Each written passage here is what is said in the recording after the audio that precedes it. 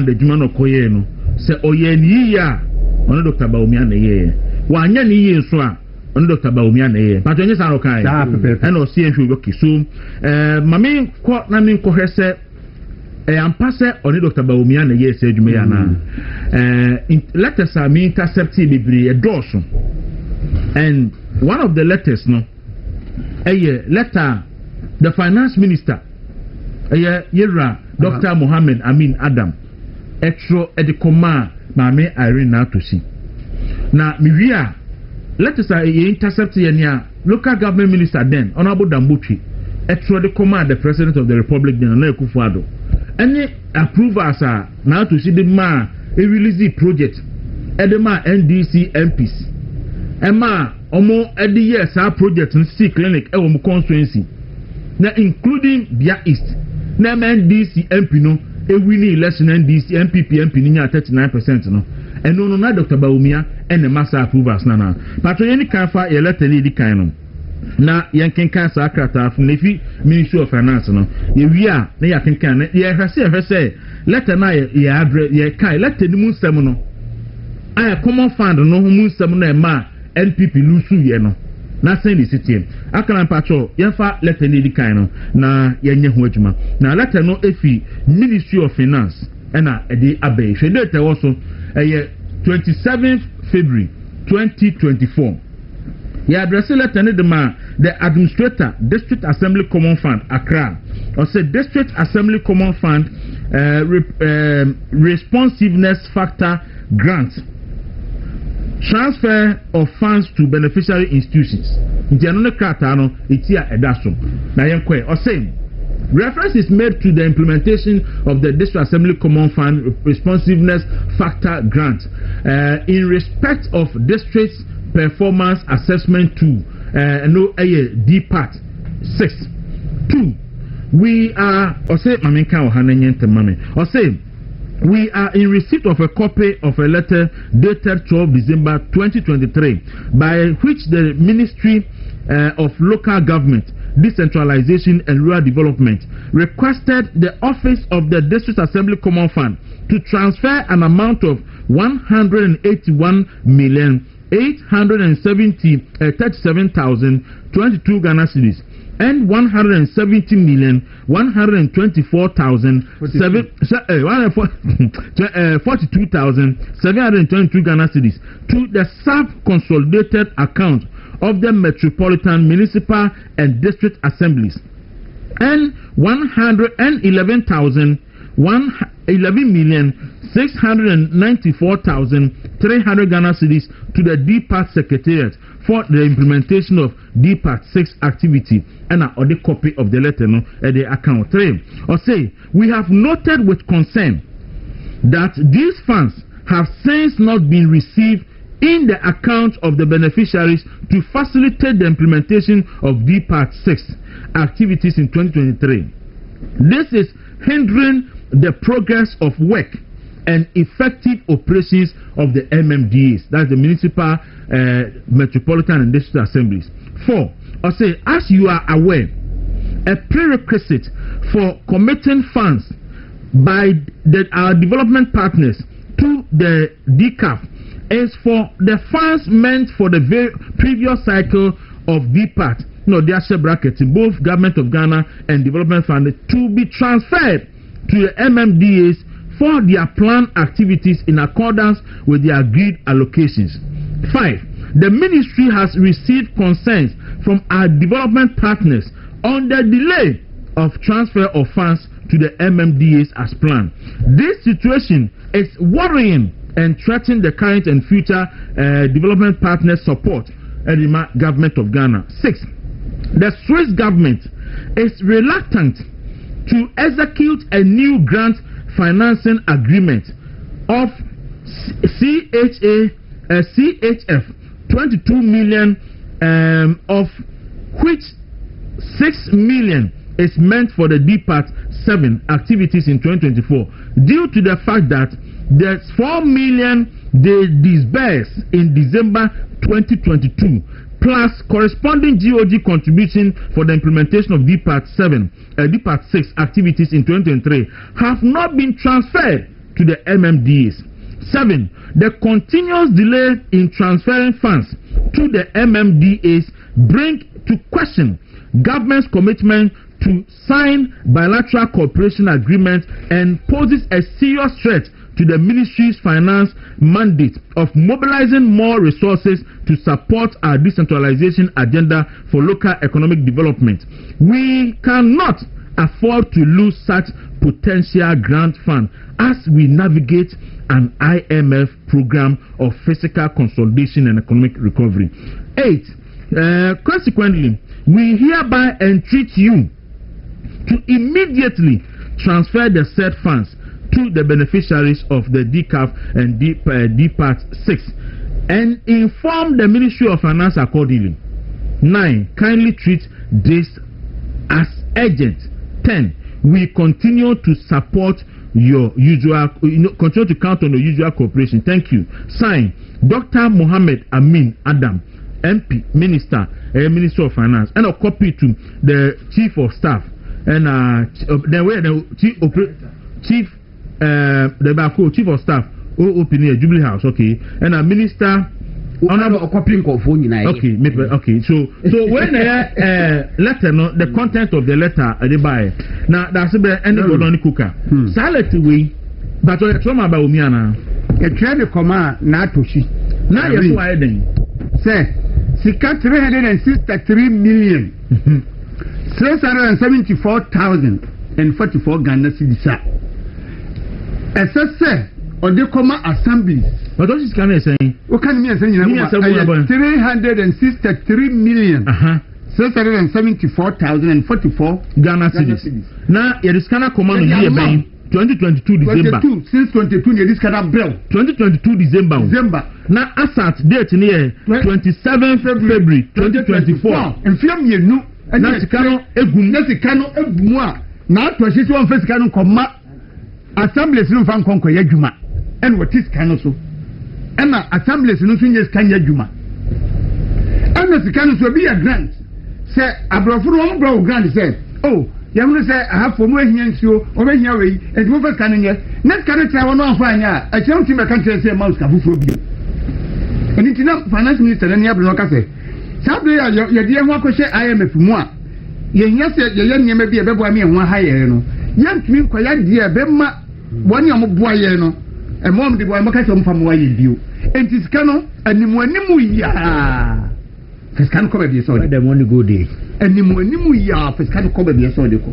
Okay. Mayama a meaning to this. Yanfa local government minister Krata Chokoma Mampeni Abamame Irene to see. Na afa second letter no bra na yankin kind. Na second letter no say Ministry of Local Government, Decentralization and Rural Development, utilization of District Assembly Common Fund, dated 10th July 2023.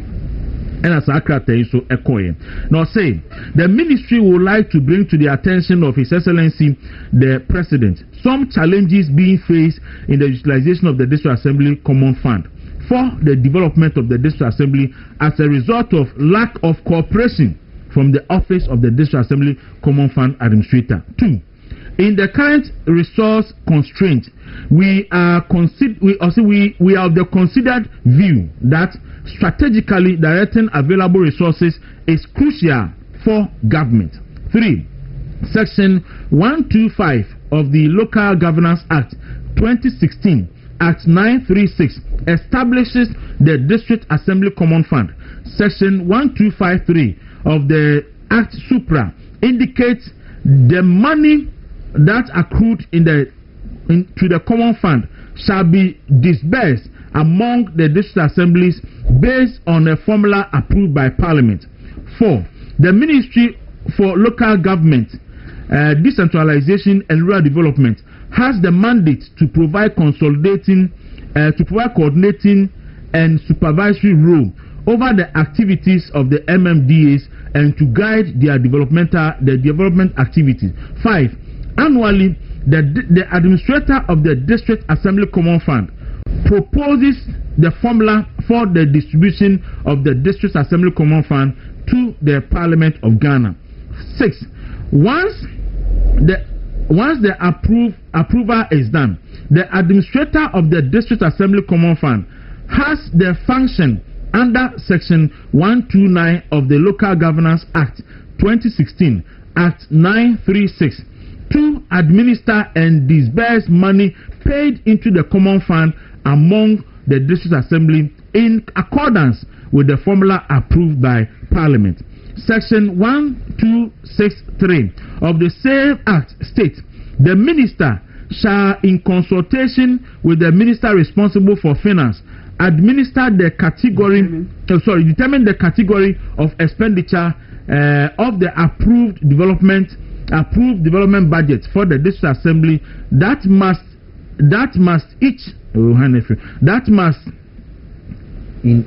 in each year be met out of amount received by the District Assembly from the District Assembly Common Fund. 8.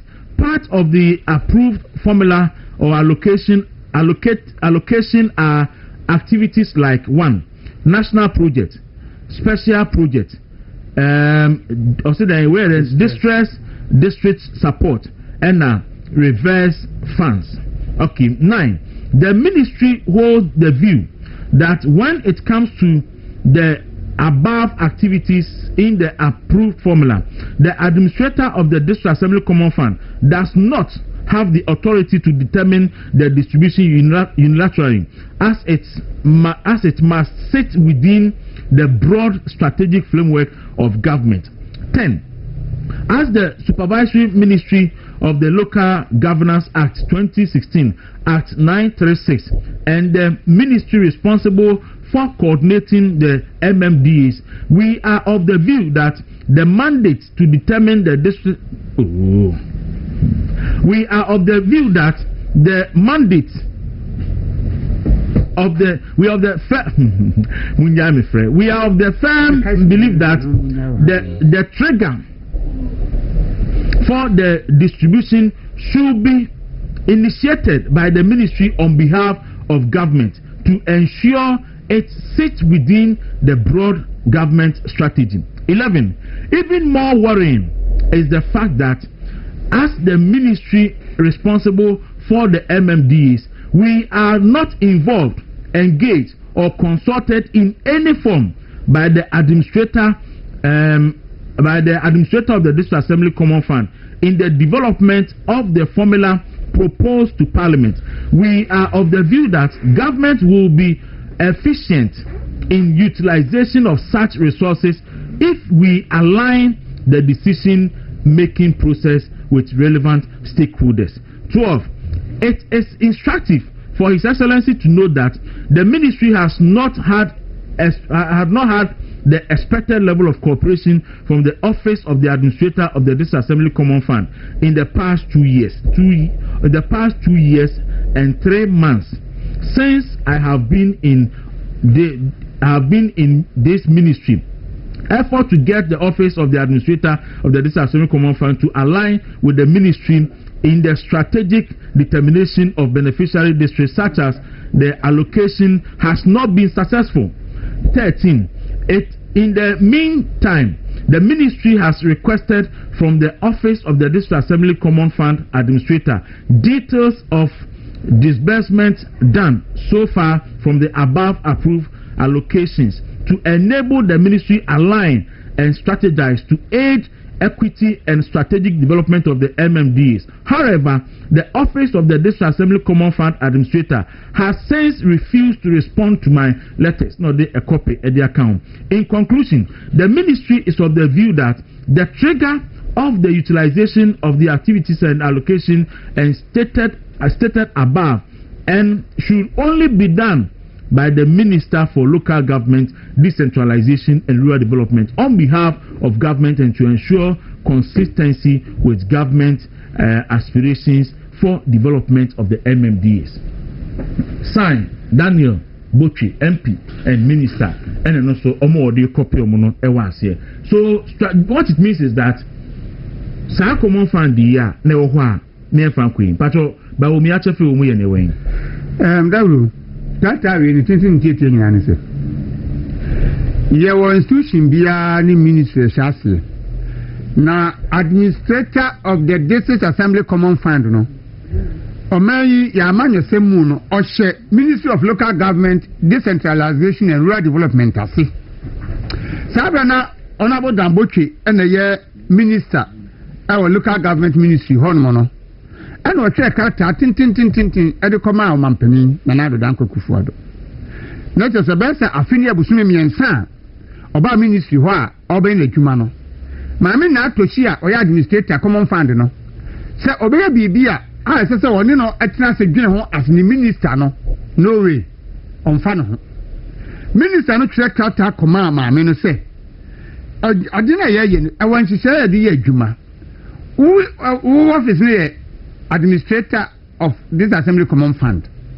who share ministry of local government ase because local government MMDCs no MDAs no so obi na share ya sinti bi e be ko mo bi se ye hunu mu bi enti wo ye bi a ma ye hunu because an share na ba ye di akọ parliament no e se ye nu nyina na tena ase ni em se common fund se ni ye no ne di akọ ama parliament nso abobo hu ahwe se ni kwan so na ma mi si lalai on truck can command a respond on for buo on local government minister and I can pass ayeji because se to me ben na wanya office wa bru ni minister so ona say minister no man no truck kata come on mampani say what you be say me minister local government this assembly common fund office ni semase we bi o mama ne enti mama mampani asem no enye kata me twe command na no kata no enye amampani tu hwana no eti krata no wase na onu krata kwa na ye release sika ema assemblies ne ba na administrator no release sika through the regional coordinating council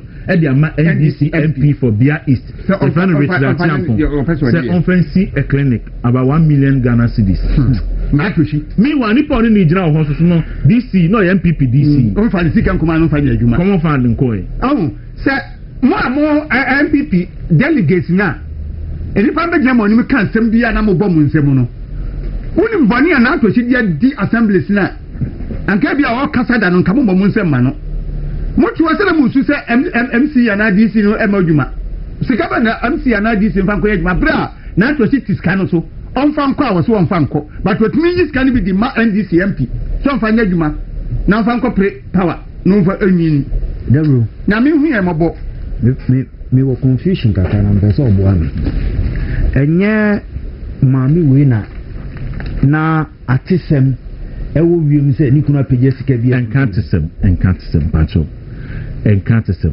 omi busa na me say ubisa ma minya answer omi busa munyina mo ha bia mo ame emisa FS sika bi efrifi o say so FS sika na wo den beko police station pacho mesrew emesrew eno de minim ho hwe enti no eno de mintimi nka no ha drip hun sensem ne mfaso esi onyae no ba omi anya bi well eno de ono aka me wo video say obenya eska o so ba ban mu no ye se Canada nya eska nya Canada nko mu nyina nya eska ono so nya eska ne bi pa anti ska de eno de ntumi nka so we nya bi ono aka okotena o kasa bebrebe ene sa no ma no otumi kire sika na yede ma no de adwuma de ye otumi accounting is still worship so friend obey account enye maami we na o disrespect ni boss no say ni boss ni kasa o go straight to president hon enye maami we no bi send ni text message e busa ni request o ka chen say disrespectful so be send ni text enye onu a eno o say MPP na ayefu ina nipa say nbi be nyina o kasa nyabotre ayefu nyabotre Setika na bu ne di bi ye bibi o njo enti awusia we not associate ourselves with that koka me say me kasi nyabotre wodo Kwaku memra ho oye ame hunya kura me no Kwaku ayi Fredison enkomo bi koso na okay na yi madam na to sidie no for me yam say sa response no the mind no na a cheeky answer of the mind say one Dr. Bam say one Dr. Bam na eye adwuma ewo ho eye atendidi a response I would think of what she didn't really mean it to say when Dr. Baumia and a year Juma ever hold because I'm American a chicken answer or the man alone.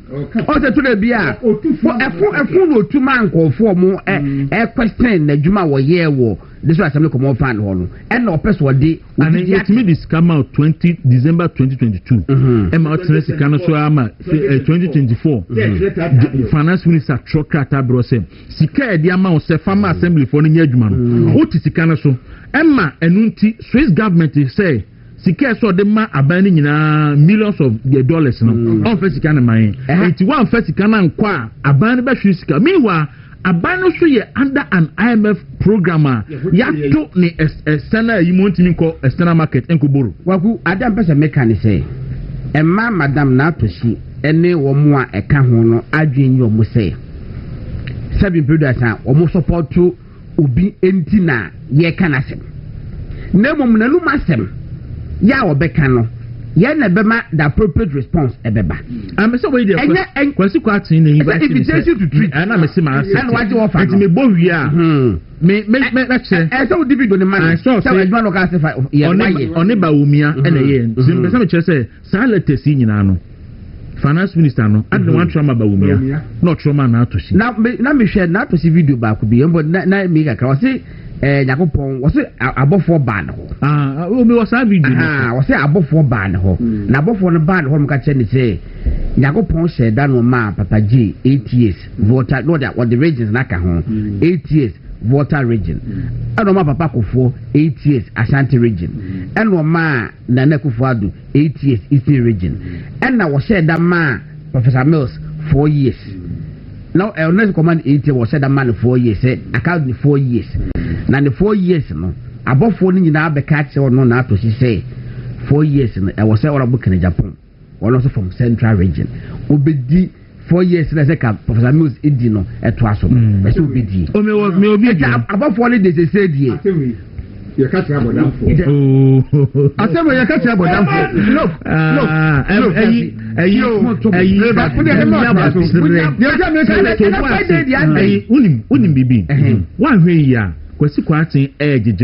Ama na to city you na to city ni baby that say that on the to say abofo e bia na to say abofo ne abonsim abofo ye omumienu abofo ne omumienu kwanti mi antirem say bia nyame abofo ana abonsim abofo but say abofo mpa ko ho dia na abonsim abofo because say abofo ka tell say Professor Mese twa 4 years aka 4 years an kan dis ni nom de meko okay Okay. That video, no. It is to me the all can say.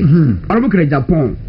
As we that admitting say obey year MP flag bearer. Over 4 years. Not 4 years. According to you catch about them for. And about for. I can't say the pie. It's near 5 in the no. Or look at Japan can only say for 4 years. According to angels now. Okay,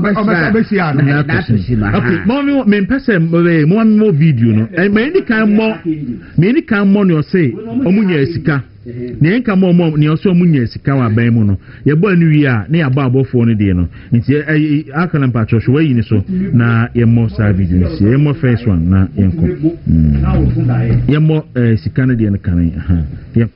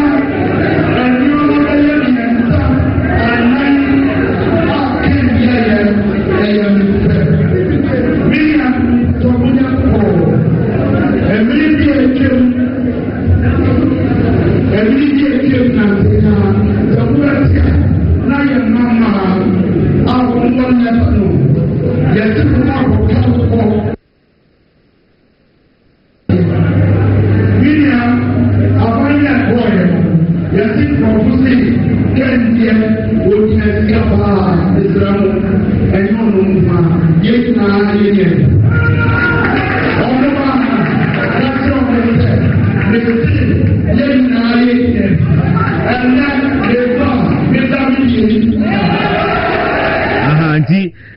yes kana sem no afa yafa the last video no na menya nkrofo ikwan na ena fi adahwe ombe ha madwen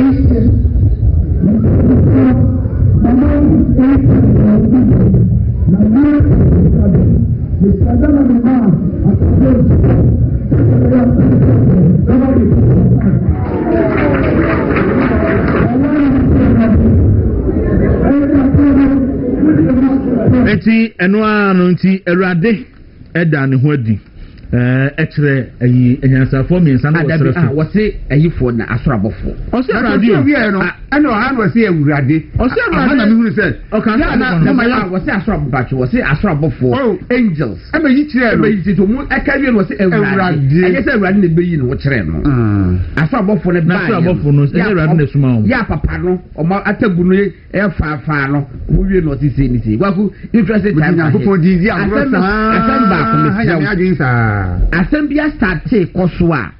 I was here stopping in Tenten with just answer. Ghana Constitution say Obe President would be 2 years. And we to make 2 terms. Could you ask the same I know? Yes, it's so for being so I can say Yanko Ponso Yatreno. Now they said, yeah, saying that the gods are not to be blamed. I feel like clear say Omu and Yanko for be almost no go on. Hey, Mr. Sofro no dey emu 70% ewura e tumidie power sama sofo bebre wo na ewiase tumidie enyame na mosom bo nsema bofo asofo be asofo na wo ye straight away say Ghana Constitution no say ubetuma the president da 2 terms nti asofo in fact obi preach against that way.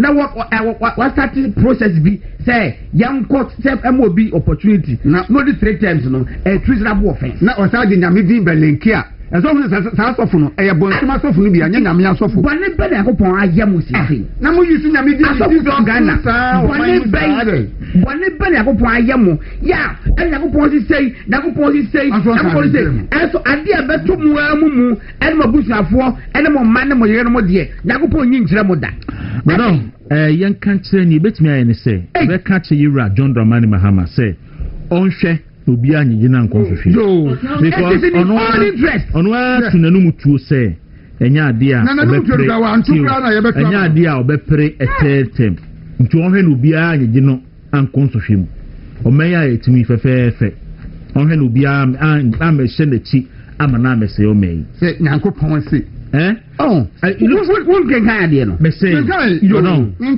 say asofa bodamfo no aya no that's a break aba ade no ene Friday Debbie eya nyabotre yesre say me say yesre yira John Dramani Mahama say on hweye obia ame de geno amana anam no so mo meya ansay ya practicing a democracy over 30 years aya kono iwiase nyina ehwe mpuntu kakra eba no ya appreciate enti onhwe obi amfa nyame say anani pase amagigi no amomeyi anam ne so ansay yesrom bebre all right enti yanya birthday film wi ana obo we so na ekoyenim anopai ename o birthday baakum makonta eye Mr. Kwame Edubrako na ochina ene na woda enti ochina de memma enti no me wesi no belated enti bato akala me de picture e become a belated oh sorry enti makonta eye Mr. Kwame Edubrako who UK ochina eye wa woda enti we so happy birthday in advance nyankopon onsira ochina ka kire me sister say on say that o de me ntimi se me die ntimi se me tell ni bi nya ye ma me o de fa homa o ba ka se papa ba ka se tade ma ni nyu tade na me fe ntimi Mr. Kwame Dubra kon happy birthday to you and yes stress nyakopon o nhyira na o ma o enkwatenten na o ma ahoden wanyi o se o trust 70 ba wona o ahoden nti yes stress nyame enkosoma na edu sa bredi a ahoden any apomud enkwatenten apomudi ahoden wo ani ebesre e de amanuti nyakopon o nhyira ne pa na o say seti bia bibia ye your birthday no sheminsa na menhwe ni wo Ghana hama ti be ko and pay happy birthday to you nyankopon sira pa you feeling brother pa you feeling brother na mase be brave all right that's what we be aye until ya kirewa wontie na ha so jiri Friday yintufo odi etena until ya kirewa ye na nansa Matthew ni maame okay ne eye no birthday enti ye nyina maame no enti anti ya movement ni wuntumi abusua ni nyina ye fa pidi we so ama wo happy birthday yes se tweri ampo nyankopon won kwa na aka na sase so no oma abafo fitafo no miemia wapomma wo da bia se be ya ahode no begina ne na so na won so watumi ahwe ehunu wo ma ene wo ma na nanom yedie ti anti ya kirewa na nansa Matthew maame happy birthday enipa mo professors mi rubi Dr. Matilda Osubio Dr. Matilda Osubio Faculty of Supply Chain and Information System Kwame Nkrumah University of Science and Technology Kumasi obi ni mu na onkan kire se Dawuro se mechia no na medana yedana sepa so ne na botre school for ho ahomete but on school no akola school for na akola ni mu na pani ni mu David Mr. lecturer ba kre friend Mr. Tufo o si mo ba mi humu nyina se mu ye ship go mo si wolves amosi krazo afo 18 Dr. Matilda Kofui Owusubio owo KNUST Department of Supply Chain Information Systems and pay Faculty of Supply Chain Information System and pay Michiao obi nimu na onka nche ne se Michiano na medana se interior minister who se ni aba konso chade wo KNUST Muntaka friend Abdul Samed Muntaka una only difference be any ono so an pay Michiano pa one of the principal lecturers amehu e Ghana and esa papa no he is very good and Dr. Abdul Samed Muntaka and pay a very good morning to you. Obi nimu na onkan che ne se they will say what you munyina. Boyanko. Me den gi se me question me hand na me chocho dire ba. Anyway, Kwaku mamema ye nyina so congratulations in advance. Ye na nyame aduma etina ye be graduate no na enafom entino MSc Communication and International Marketing Accra Business School. Okay. Kwa school no mode man. Ye school no mode mam. Okay. KNUST. Okay. Nyame aduma etina. Congratulations to be KNUST. Na enough wabrew KNUST. Ye you saw your bow. VC wa your bow. So too for the chancellor. Enough form. Enti congratulations to be enti se otana moye. Nyame aduma channel. Tuni onu wabusuafo be ko onu aduane. David Bapa ho. O pade ho. Bapa graduation. Me ya sponsor dia me. Da onu aduane dia ma. Wanu aduane. Ene mo onu aduane. O sponsor. Na graduation onu aduane. David. Awa ko nkwa na woko. Me there. Godon so no. Abadi ti mo di ba o. Ene me fa ene mesre. Ma me fo dey ofa ho ntimi nya adwuma.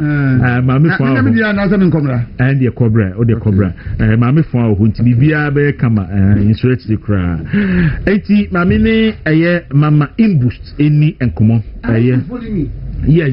Inboost. And we sharp herbs. Inboost herbal mixture. amuna friend police ni edru. Madam, good morning. Good morning, my boss. Now, what is saying? Krista Domboko now say. Oh, Nyankopon adom. Yes, we are pa. Eni agisa no pay sa kan oye dwumedi so. Yes, eni agisa no ya ti police ni edru. Ano pe oni eni nkomo. E edru ben ya na dwuma ben na ye. Yo, me da se. Eni aba ma me da se pa wa kwanya wo dia ma me. Na ye nchia etiefo ni ahwefo nyina. E ma makwa ba bi ma dwumedi kase etise so. Eye sharp heads ye na ye imbustable Mr. ye sanmani se police ni na edru no. No kwasem ni di nti aye frɛ edru police ni na edru ni se e police ni a oye mamu ha ya odi ni dwuma se police ni. Okay. E na eye edru no. Okay. E na edru no so eye imbust herbal mixture. Edru ni din de eye imbust herbal mixture ene ye sanmani se police ni no edru no. Na edru eye no bna nhahama enua hini e na ye de aye. Ni dwuma titiriwa edipa ne se e support immune system. Ebedo mo sukoni a kire de immune system ye. Ene fa so dia se nipa immune system ye stronger. Onya de free mu na ansana no. Ye fa ye numbers no enti dwabia na obi pese wo frɛ na asembise bi nkomo aye din bi kwa na wo asembise bi wo ho ontimi mo nwura mu a. Numbers edidi dwuma e 0246 20 84 96 0246 20 84 96 and 0261 388 149 0261 388 149. If you are now Accra Hana Pedro to over 0540 71 01 13 0540 71 01 13. Sa number your ma o mo pesu o mutu adru na be frɛ. Afa medofo say you can imbustable Mr. Bi anene ne da edi kan a wate minka anasa wate yenka ana bi kra adru no wate nenka se eye adwuma pan so nhye da nim dwuma titiru pa edi imbustable Mr. botaye anasa sharp herbs botaye ntia odi imbustable Mr. be dwaso ne se Nyankopon nyansa ne ni nipa yomu no ode nkwamwa bi adwa nipadua nim na eno ene ade a eboye ho ban firi nyarewa ho anaso omoni asrafo omoboye ho ban efiri nyarewa ho eno nti se nipa apomudin betimi apema konanim a na ne mpempenso anase ne mpomponso pa no ejina sa immune system yi ena sharp herbs so ye botaye ne se ye dia apomudin mapa ebe obi biara wona boboa no na che se woto wani pie ya wanya apomudin eno nti ene yaye imbust herbal mixture imbust herbal mixture dwuma titira edi ene se sankwamo ana se immune system ana asrafo a meka ho asem no obepeja o ma ho odin woni padua nim se nipa o immune system ye stronger ya na de biara da no yare enta amba ni padua nim enu nti obi ani immune system ye weak no de bia bon se ota yare kakra bia no wanya code kakra bia na chese asa kata ache no na ne hwenu mosisi se ekuro na asa ade mpoti na ehilida obetwi ti sa ekuro ni wuda ena se wo yare so yare ni ntimi fredi nkontem obi o hono mani immune system aye weak o yare o no moduro o se aduro ni nye papa eto da ya na nye se aduro ni nye papa but until se aduro ni betimi aye adwuma no adi se immune system na eboaw ama woni padua no ade ne ho afiri yare ni mu no e wa ahoden eno nti no betimi anu mu aduro ni mfie bebre ena bebre na aduro ni ntimi enya adwuma bisa ho se insusan so ben ena besa kofa edi abre ni padua no enu ti nipa bi a wo tie mi ni nipa bi a wo hwe mi enne mu a yade ate atese na nipa enhu de wonye na nipa ba akofo be ko hospital be diagnose ni nyarewa bebre no ade a wo se nipa bi atwe na ade si so eye ne nkwamu a ewo nipa bi anim no immune system anasa asrafo ewo nipa bi anim no eno ene wo se nipa bi a atwe na ade si so na opeja na ho odin ni mu ntentem so se wo kobro ni krom a anasa manone a omo vaccine na omo wo se de be ya immune system no be ya strong de bia but wo ba ya bibrem ha eden ne wo Obadia Adibo Mono Wache no Brani Hahama Bebre. And was sad and Asama Tat was a near Drabania for Hamano Sanyawa. Nanam says it yasna for Ribonti. So yes it now the Nubrani Hahamaya wordra Ayaresa Aya Wadriane said in Yanko Pasama can say Ayaresa and Median. Sana Baya Pepe. Nasa Nubrani Hahame and a Dr. Stevenako Shapu di Egusa Odini Dumase postinino. Yanko Ponam the drum so Edward Drumbi drum and I'm sending Papa Dana Koma Sunti or the drum now or dear ye imbustable messer. Ya metaka asembi say ansana imbustable messer bebe jasono nanka koko edro malaria dro sisi ade edro de ni ato apeti emamu ha ye bibidro a ye nyina ye nim na enso edro ba ko edi ka pie ye emamu ha na FDA foji mu ansakwa ye de ko tech anasa kwa menkuma university ama omuso ayo omuhwehwe mu no na FDA fo beji atumu no nanka edro bia ma ye say edro we de ye immune system support ye heba imbustable messer ye police ni na dro ene di kan yi ni ti aya jitu mu se eye immune system supporter chese wonu bia enkwamwa no na ho odi pagya kɔ na nimu ntentam so pa na boa ni padua na ma ne koti anyarewa eno nti Dr. Steven Akoshapo se ye nyina ye nkamom ne enum imbustable mixture no se wo pese de bia wunya apomuden se wo koyade bi se ye yade kwankro bi diabetes busumi mu yesi atwe adwen esi diabetes so sugar yade no say wo ho na so wa mo ho ban ye especially wo ma bi wo mo busuamu no ebi betimi abani padua nim na ya ka ni say no na ye tu ye nuamu nyina na etiefo ne ahefo nyina afo say diabetes yare no se wo betimi akon adi so nkunimu a ebe immune system ne stronger ebe boa wo pa na afi so imbustable mixture ni rani padua nim a eboa control sugar level no de ma say insulin no sensitive eboa ma ne sensitive esan say imbusted ye run nipadua mu hormones a enya adwuma yie no correct no intentam so ma ne tumi ye adwuma yie eno nti obi ohonom a onom aduro ne say odi boost immune system ubo se problem bia na ni nakra say aduro ne betimi correct the amano no na correct the amano medafo yare ben na etiti wo yare ben na edi woni imbustable mixture ho say e boost immune system no hwe ama moja na die frusani yie hwe a control sugar level di amount hwe aboa ama cholesterol aye excess na ateso anase anomalize na di amount na afin so aye osi akwan wo nipadua mu di ama infections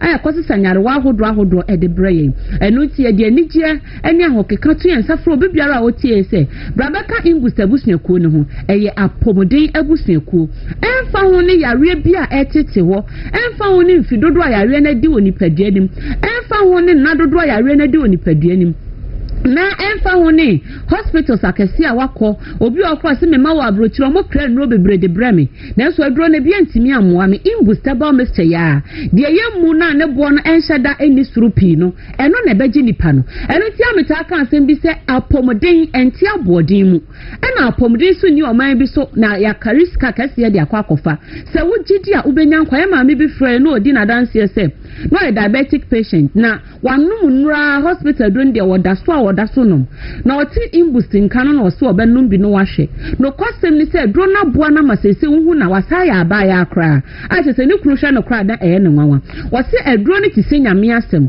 se wogidi a ebeje won kwasa na tie pepepe imbustable mixture obi biara obeto bi obenom no na obenum ni yie no odi adanse enu nti ni yetu yenuamu nyina afo se apomdi bi ani ba bia sene se wo immune system no wa hoden. Let your immune system do all for you. Man kwamwa ne nyina ma wo. Enye de bia na obeyare be no mu nro bebre. Enye de bia na uti pai we wasa okono mu nro bebre. Enye de bia na wasa malaria be ni padua ni makono mu nro bebre asa na ho atom. Se immune system no wa ahoden a malaria no kra eba edin se betimi ada ne ho adi. Eno nti medofo ye kanfo police ni na dro imbust herbal mixture no ena di ama wo. Yade bia echiti wo, yade bia edi wani, yade bia wako a enko no. Wodi frase sa wodi police ni na dro imbustable mixture no be ye wadro. Ni ehwese undi adanse ana. Nipa bebre na afredi adanse ye customers review die. Ye ka se ye kan ade be kye ye. Won na diabetes nti na chese kro atu omo a omuntumi nya omo ho hwe. Na edro nyame nam so amene ekro ni nyina atumi ahili. Ana ade ba ko no se wo immune system cry weaker edin so betimi atwiti kro enwu ɛna sugar na asa ba nipadua no so ama na yɛ den di ama wo ɛno nti ne yɛka fo imbustable mixture ɛdi ama wo no ebi ana pressure na ɛnyɛ normal wonom pressure duro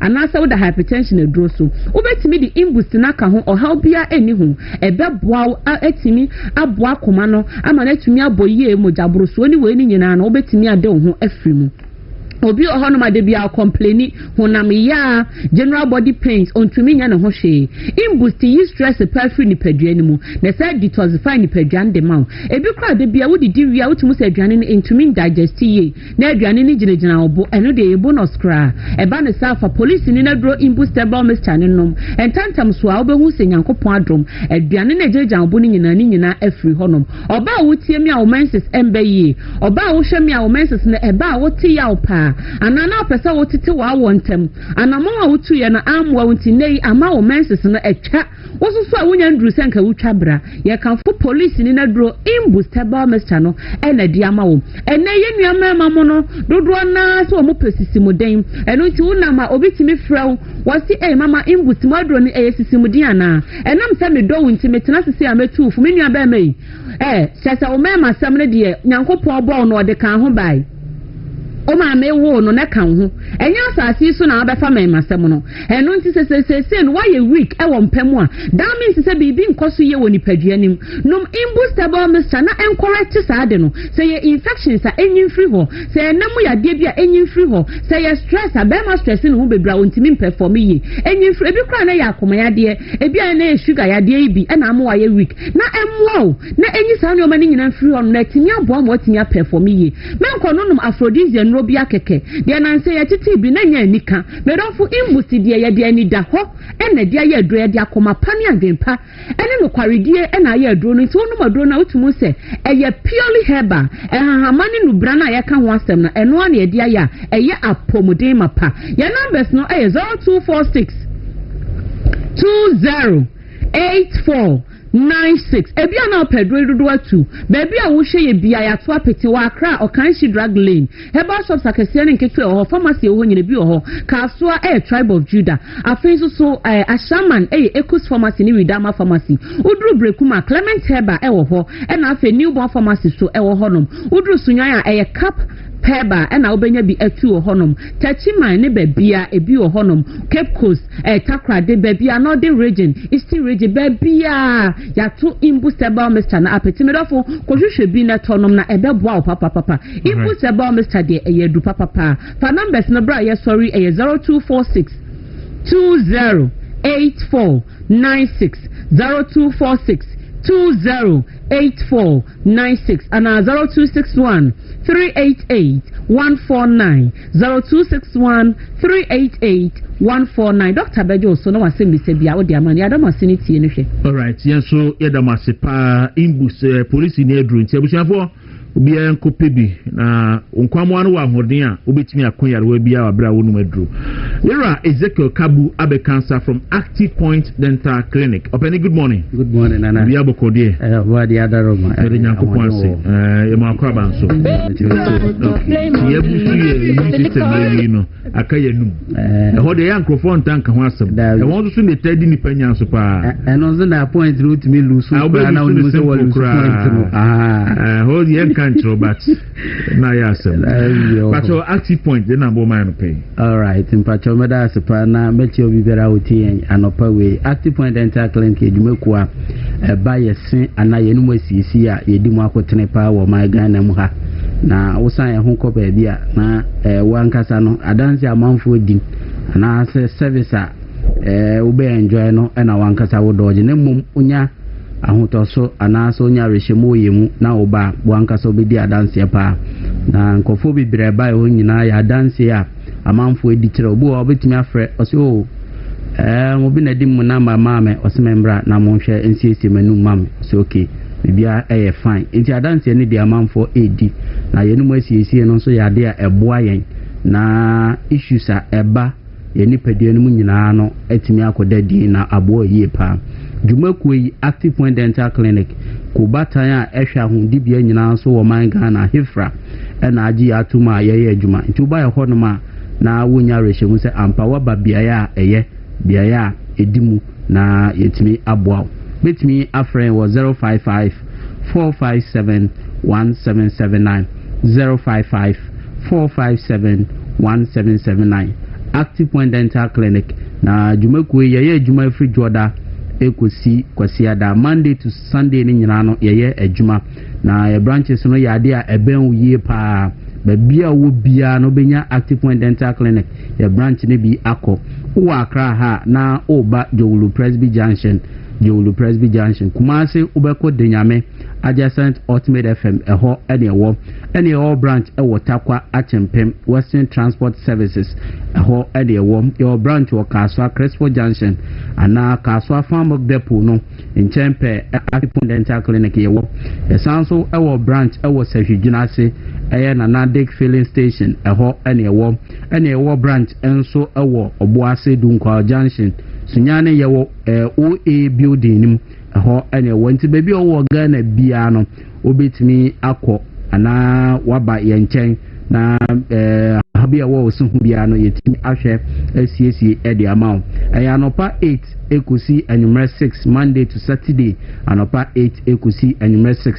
Sunday no Accra branch and Kumasi branch nkwa ene ye adwuma on a Sunday no ye 12 ekosi anumere 5 ni nyina ne yenhihie ayaye se brebi obeka bia na brebi obutu anamon se ope ahye ya yehwe ese a obetimi aba Active Point Dental Clinic a time e dey adwuma very flexible e bibia e obia no you get your value for time and money anya bia ya ye kazo we dey yenye wa hakọ na brada bi bibia fa ese hu bia no Active Point Dental Clinic ye ewo ya hye ukura insurance yi bia ubetimi edi aba Active Point Dental Clinic SEGAP Ghana Association of Bankers Insurance ubetimi di aba Cosmopolitan Health Insurance betimi edi aba ya share na ACE Medical Insurance na Equity Medical Insurance ubetimi edi aba Active Point Dental Clinic na yetimi ahwe SEC edi amount December ye holiday ba ku ewom na mame mo nka say Active Point Dental Clinic ye adwuma on any holiday bia no ye adwuma afira nopa 8 ekusi anumere 6 anopa 8 ekusi anumere 6 ntu betimi aya hoboa office workers na ye yetatu kwa bebre no holidays no de ebetimi arrest kakra na etu anamon aba yetimi aboa no bi bebisa se edenti ne huhia se yehwe ye nmu asiesie ne nti ese wo hwe ene se wo se no se na nyankopon bo no bibi biara ewo nipadua no bia no ese wo bo ho ban na ahombanbọ no eyese enema bi wo ho ebetimi aba wo bra issues ekoso ana se enema ekoso wunyini no issues betimi aba ho te da bia no yetifo se beya every 6 months bia no fa ho ekotiro doctor ni a ohwese dentist na wonye wani mu hwehwemu esanse most of your medical issues ni nyina no ya na ehase efri yenum na betimi abonka ya fi wanum enti se uhwe nim so beti yaw ewo osu ho ansa na wakwa hundi bia ya hwese a na kamia se ube wani beba ho so no na yarwa bebre adokro nipadia no ni se enti no ehu behia se every 6 months bia ro to anamo na kwa se ya hwe esen na yentimi embo ahwe wosini yema na etimi ayeden abo ye pa na Active Point Dental Clinic ye bia ba ko a odi wani kire ho na ye treatment mawa wankasa wani baji ho empo ahye ya ye de hwe se no kra no facility ugure mouth mu se ampa aha ye de ahomde e wa hanom te hu behia so bibira betu anamo oba ye ho no ma ye cleaning ne friend no scaling and polishing on teeth cleaning ye bi away asye na no eboa ema efia hodo a abehihye ye senase ne asintam ni nyina no etimi aboa ye ni nyina afi ho ewie nso a etimi asan polish esene so e de amaw na afi nso tekrama no bebre enim se tekrama no ensese so eye fita na obu wo ho na enkan eba na enum ni nyina ye cleaning a wonye ha enkan so de eyade a enye kra amantokwa asi ewa brabo awade bi mu na relationship bi mu na ni nyina na se enkan no wa ewo so no onte ne den ne pampa na de onte ne bebre ne mum ni oben wono na ote ne ye pa to bitia ona so se nkambo na ewo wanum a enye se obu wanum tia ne mum no odo nti na oka kire nte no aso betu anamon aba Active Point Dental Clinic na yetimi ahwe asiesie e de amount afen so uba Active Point Dental Clinic ye professional teeth whitening say wosono adiscala. There are so many factors. Yenuma sisi to siya betimi abanasa obi won so anuane ndura anase nuane bia wodi no betimi ama stains aba ne senso na afenso bi ho naturally no ne seno enche da nya fita ne momtu anamon eba e betimi enhance wo seno de amawa ebe kama pa wo sen wani onyam osre a obia ehwe wanum na pempi no hye obi na one ne kasa na ohwe se na ne sene na ebo breti a na wo susu se a wanum na wontimi hwe na dan biom na obetimi ahwe wo nipadia no te hu behia se wo seno kala no obetimi ahwe na yetimi asesa na kama de amawa ebe fita na wo sre a wankasa won se ampa 3 points no woje na timi abo ye pa bia se meba Active Point Dental Clinic na dade ahamaya asihya mesen so yi mebe ye bi ha ni nyina na se eyade a eboa na ye de correct esen a afoforo so esen a aboro so ana esen a ehihye yi ekwan didemu ana mu ay mre ni nyina yade a ye de sa na de amen efa ni braces eye na oba Active Point Dental Clinic Active Point Dental Clinic di nimde fofora bakra e frɛ no fast braces a eno eboa se wo sono enhihye yie no etimi ahyehyɛ no kama na obo ha no akohye bi 1 year 2 years 3 years na nkrahye nyuma na etoma no ebeyeye abefra no pa ti Active Point Dental Clinic yesi yema 120 days yɛhyɛ braces mawa wan kasa no obeba bisa se na den na moye mesena ehyehyɛ ntentem sa ya dance a amanfo edi esan se ya dia very effective nti braces ni dia ya dia ehuhia na ya bua se se no be hyehyɛ ntem no na ya hwɛ se payment no so eda form na utua kakra na ne aka no yetimi aspread dia mawa ohu atimi ayede ahiha payment no ya very flexible nti obi biara emfa na ni nkyere Active Point Dental Clinic na yan fast braces no entimi nya bi na emboa na wani mu asiesie no entimi ento yi obi wo ho ne sinti odu ni pemu anakasa ya ne den anane mental health kra no aye issues e de amano ti to anamone bra Active Point Dental Clinic na nhwe NCC ema oba Active Point Dental Clinic se wosin ba ko mienu miensa ana ebi ni ho kra wosin ebi ni wanum kra de bra ebesi sin fofora mawa ebetimi aboa na bibibia de asinye bia no obetimi de aya unya asunsu saboni bia na your permanent ones wo ho ebetimi ayede amawo afebo na hye ho ene woni eyi ni bi ni nyina no ye examination ni bia na ehwe na ebetimi aboa na yetimi recommend amawa wetimi aye na etimi aboa ede nti na ositu a esa wo replace wo seno obia wonata na eba no se osintu no wansi a ebetimi amakwan adida aba osinim esan say they are communicating to each other say ekwan na abeda on betimi ayeden akurusu no te no betimi won so bi wo ha ne sini nyina hyehyɛ kama ekwan dem no ye fine na mom ni situ ya wankosi ni nti no ama kwan abedida ne sinim obi wo ha say ye gire dabi enya gire ni nyina ye kwan abeda osim a betimi ahaw na wodidie mu kora na betimi the issues ayeden abro na afen so ade a eboa na bia etimi ekoye edema to bi biara mfa nani enkyere Active Point Dental Clinic na yentimi hwe na osena etu no ye replace ma obi wa nanim dua yi ne ho ofe pa ya baba wa na mum ne si etu ni nti prekope ama nanim no as age anyi prekope na ya friend na nan na sefo ni nyina tini nyina no ba Active Point Dental Clinic e be hwe obi wa ne si etu na dua ne dim aya ba sa dia ne no ase o mene ko nso na wo nya nso sanso bone ewo wanum ni nyina no fa wani ekire Active Point Dental Clinic na yenhwe enye ema se wo sen NFFM utu si amoja eba ana se bia oti ya ewo usim ha bebre na pese ohun wo kaka na wo pese yehwe ni nyina ma kaka betimi atete wo pa ye anajo ntimi nda odu adwuma mu nso a ntimi nda obu wo ha ne kaka nti enuane bi wo ha osu wondi obu wo ha de na panta one side in didi esanse the other side ni issues ewe den ewo ho ni nyina nso betu anamo aba Active Point Dental Clinic na yetimi ahwe asiesie e de amawo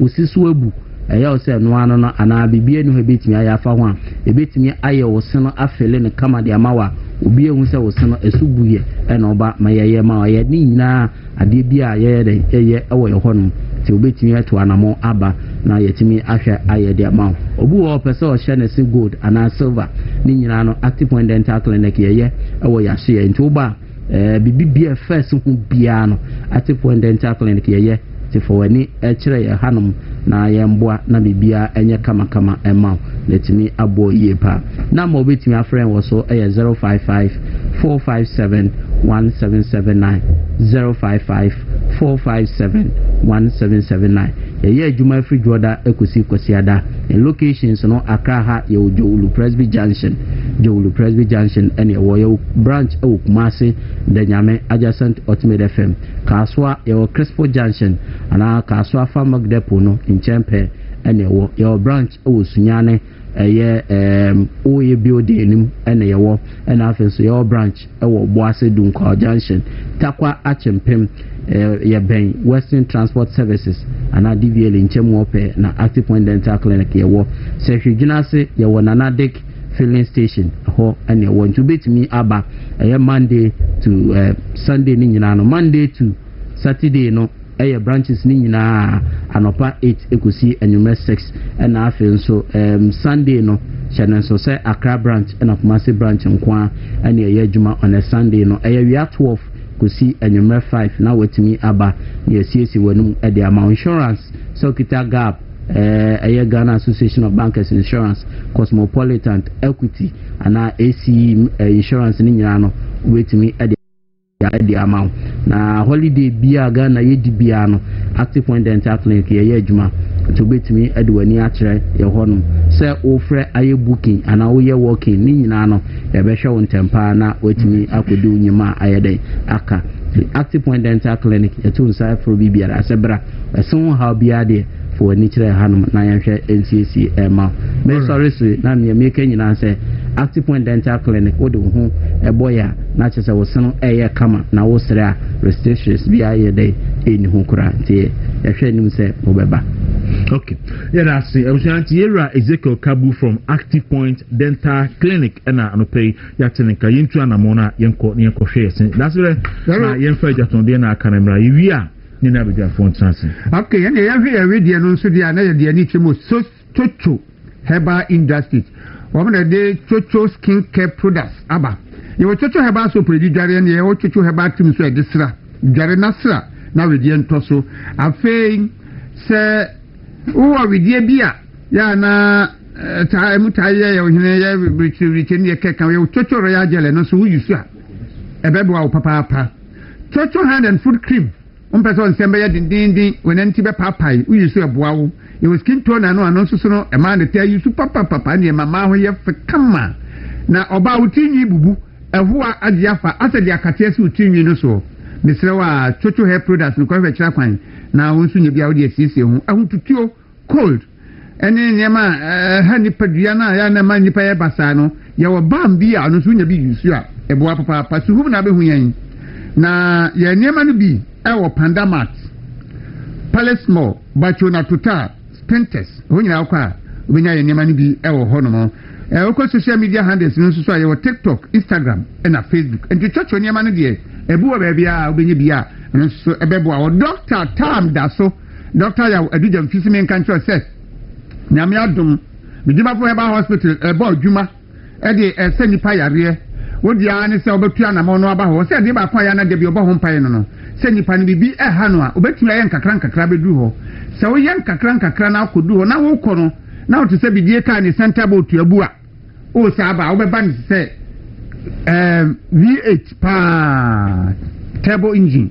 now the energy abefie Kumase omo abu akwatwuma gogo na Accra omo pokuase mayira na mane 0244 774282 0244 774282 Natural Medics edi nromi ensembi aba no pa bia ye pese kanfuma wo officer ano nam papa se uyo obi onya stomach ulcer, typhoid fever, diarrhea na indigestion and our problem is that you are not to yam now yam ya address of her chakwan a gastro mixture Nature Medics at the Aban when you been my papa sounds so and our problem then say oba ubu nsa wote ya unsa buonu ensisi so and now when yeast infection so Menopause mixture ebeboa etusa ha no ase be ma wodi free 35 years ekona naturally na prostate na ase ye kese the prostate ni ya kese a the affecting on e wojunso nto aso edu be na se eye kese kura kese pa dia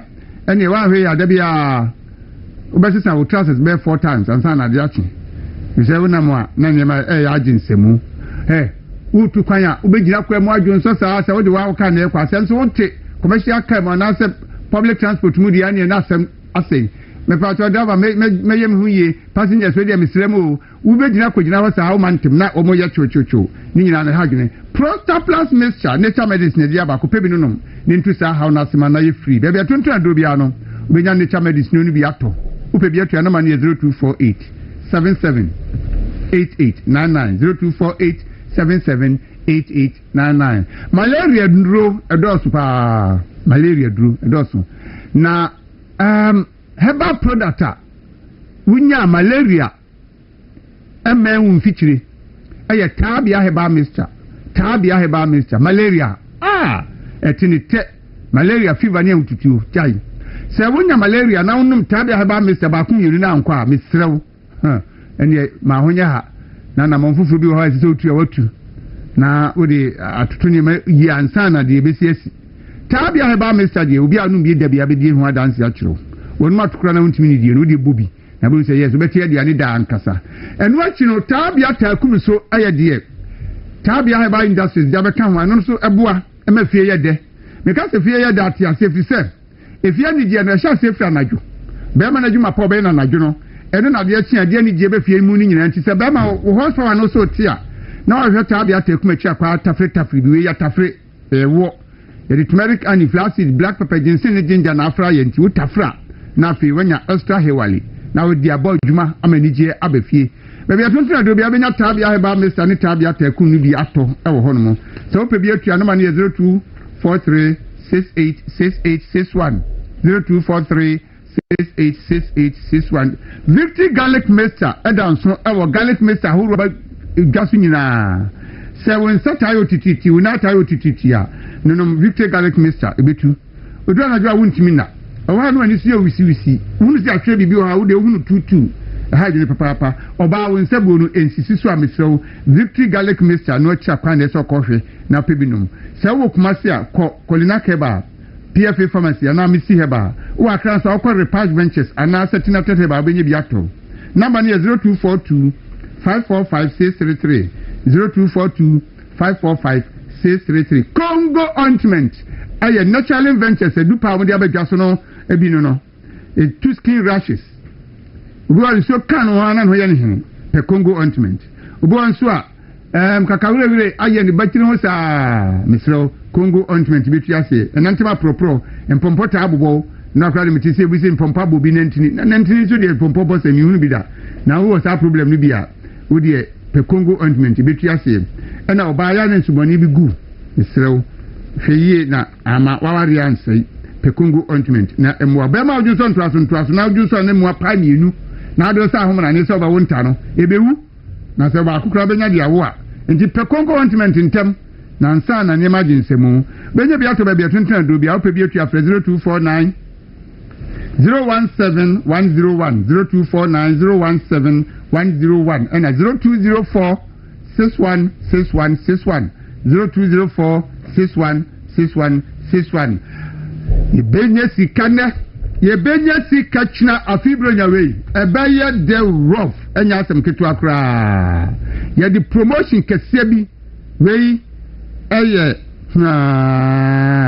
enya asem ketu a we de twebi di keke twebi na di keke enti bro nya 24 betwe di 5000 betwe di 2000 na wanya 5000 a say busu nyina ya re ho to atwa enti movement television ni wontumi radio ene ema bro nya no aye de we jackpot aye de ebrewo ene ye betu asase atwa eno an se wo de obebo star 274 star 6 hash 10 series betu akubia aye 10 series star 274 star 6 hash na wo twa betumi di 2000 betumi di 5000 bro nya bre ene ani je nko a akwa bi so opeska no de akọ gomo afete bro nya shase atwa bi na 24 no benye skadi akọ gomo afete ama bibia aye kama wo ho chane nso seska na beto bua no memprento ntwene twa na obedi na de anigye nso ebebe fie akala yede wase afei nkrato aka no ye kwagimra we are Dawuro ni abadwafo no so betena se na de aka bia no mo de abre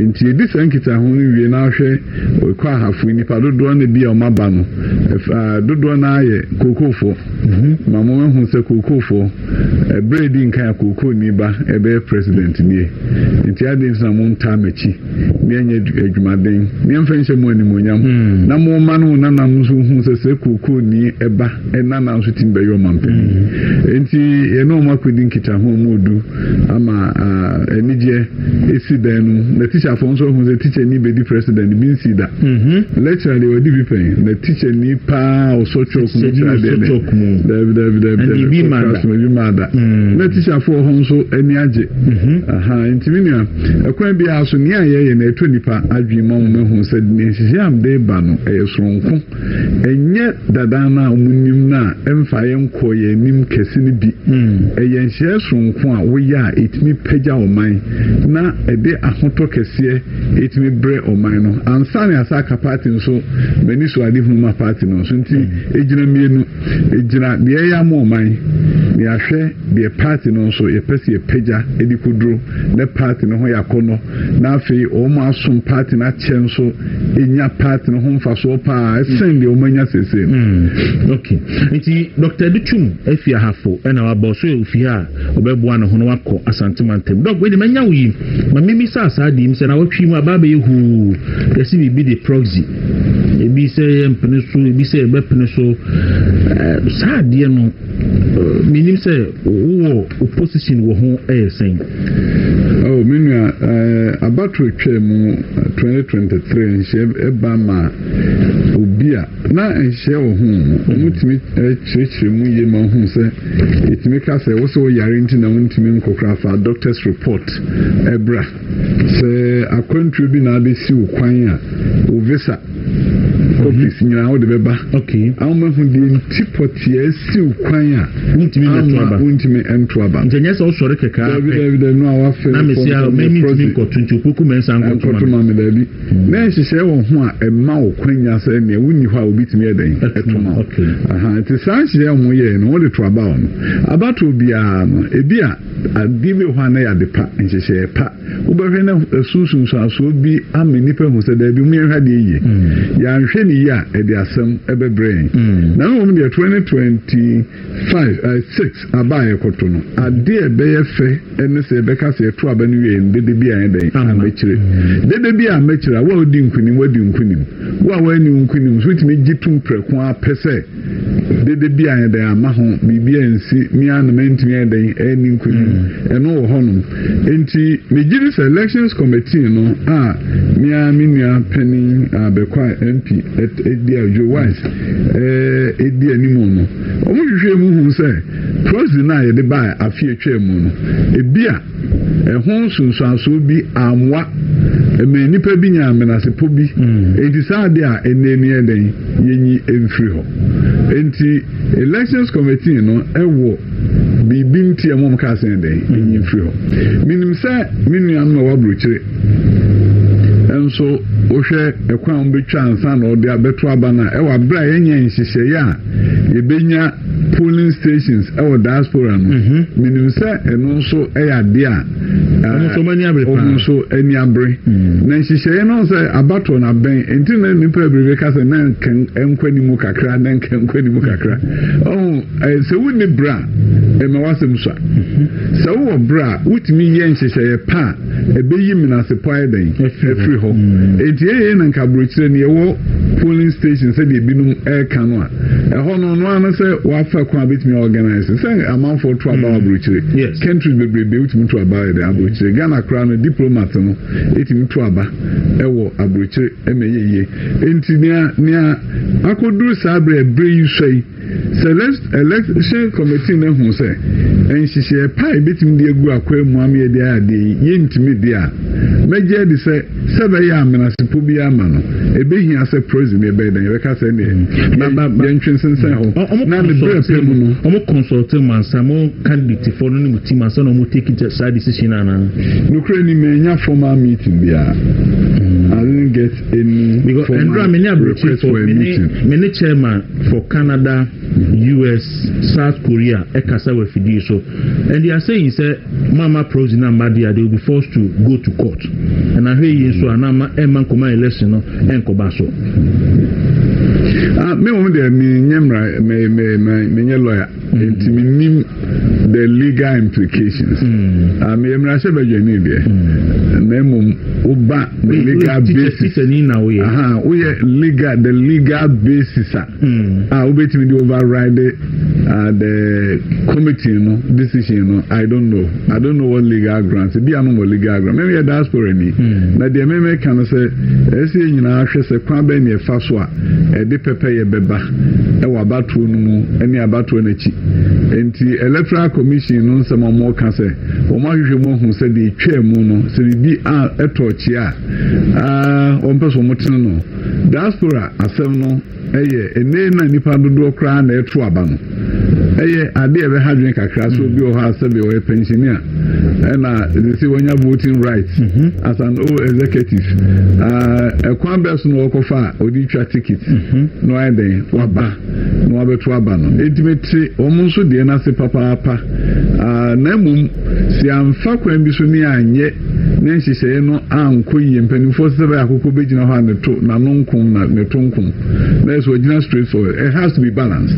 Just a fa kwan bi so with me create that balance no na me feel say ade had been say any bra any ho every ni ho yakoto abe intem say yasen we aba wo kan so be nhihye bia e de pepe ye beba ehia bre a betimi de nhihye na eden ebukwam nti only petition ama electoral commission elections committee na I'm sure say election committee will respond number responding in the way so a be show fairness na fi emma abatu yechi bibia eden emma memo de eno ni ade a medwe ho abatu na chi no de betimi aba ebe ma ye party mo ayi dede na fe nkabo mo ehia no entimi emma eno ene de sabre medwe ho nti ye hwe de elections committee ebeka na fe ye hu jepa ebetimi egu akwam na balance bi ho betimi create a o ma create balance no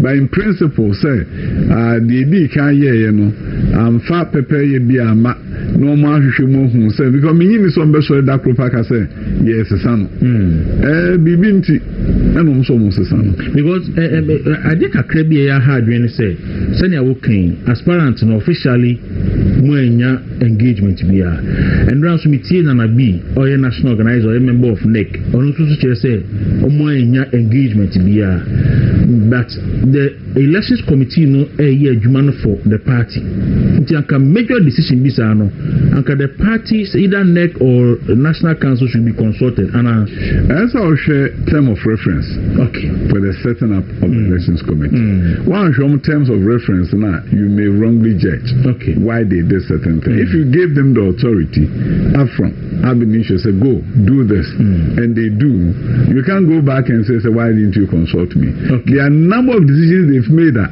guide the elections now up to this point man consult you I'm can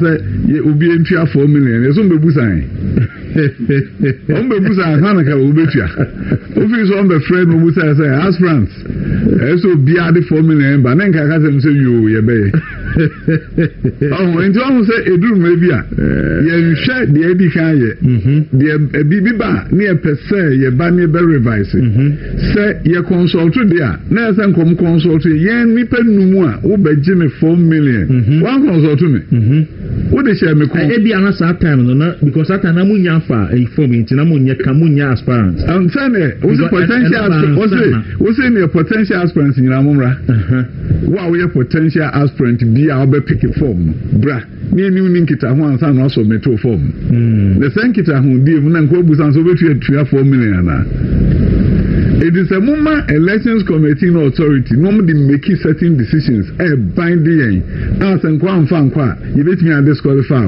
you dey call you disqualify you go through vetting o ma me approval e ko do president dia o say na esen ka mo consult to obi and then we need the one consulting Enti consultation won't me picking out into the open consult to the open consult. Elections committee no as I said run my binding in my ETI. Mama elections committee no some Ramosia Sabri no so and binding. Okay, I hear. See, Doctor, you say the truth. Again, we will be why a deputy education thing, why be education minister and Kasankasa, and now who need office will be no budget aba first budget by 2025. Movement TV on Facebook, Movement TV on YouTube. Okwana wa like na wa share na waja comment na fi ya pebre na ya kinkan ede amount na anope nkomode bebre ena egu ye ponso na NPP Endra General Secretary issue statement say omo be sign ashase I register members of the party egbem no akala ma yemmo election committee no ma yenhwe na yemmo omo yi no election committee no video na omo ka se omo nyi ayintum no yenhwe na yebebo no na yebo wi a na afi yede nyaka wetire nyina so de abanti abedwafo na itinase na memo makwa bawi a na fi yedi enkomo na yedi nyama nyina de abanti yeda mase se munya ye ho abotere na da bia muni ye etinase na fi yene musudi dwumadi no eba enti na ke aba abeka insa enti akala wa ready a menso maye ready na yenfa Ira Joseph Osiusu a press conference in Drombuye no yenfa eno emra. Okay. The earlier published position or guideline on proxy voting. We've listened to all kinds of petitions. We've read the petitions presented by sections of the party, and after listening to all that, we came to a conclusion that for the sake of conducting an election that is incident-free and election that is respected, election which is accessible to all, a very credible election, that submission or that ban should be maintained. We will still not have proxy voting in this 2026 presidential primaries. That position will be maintained. Thank you very much for coming. The earlier published position or guideline on proxy voting. We've listened to all kinds of. All right, so where Ira Joseph Osiusu, MPP Presidential Election Committee Chairperson, and what is Okasa. Nana came at any other now, Bokode.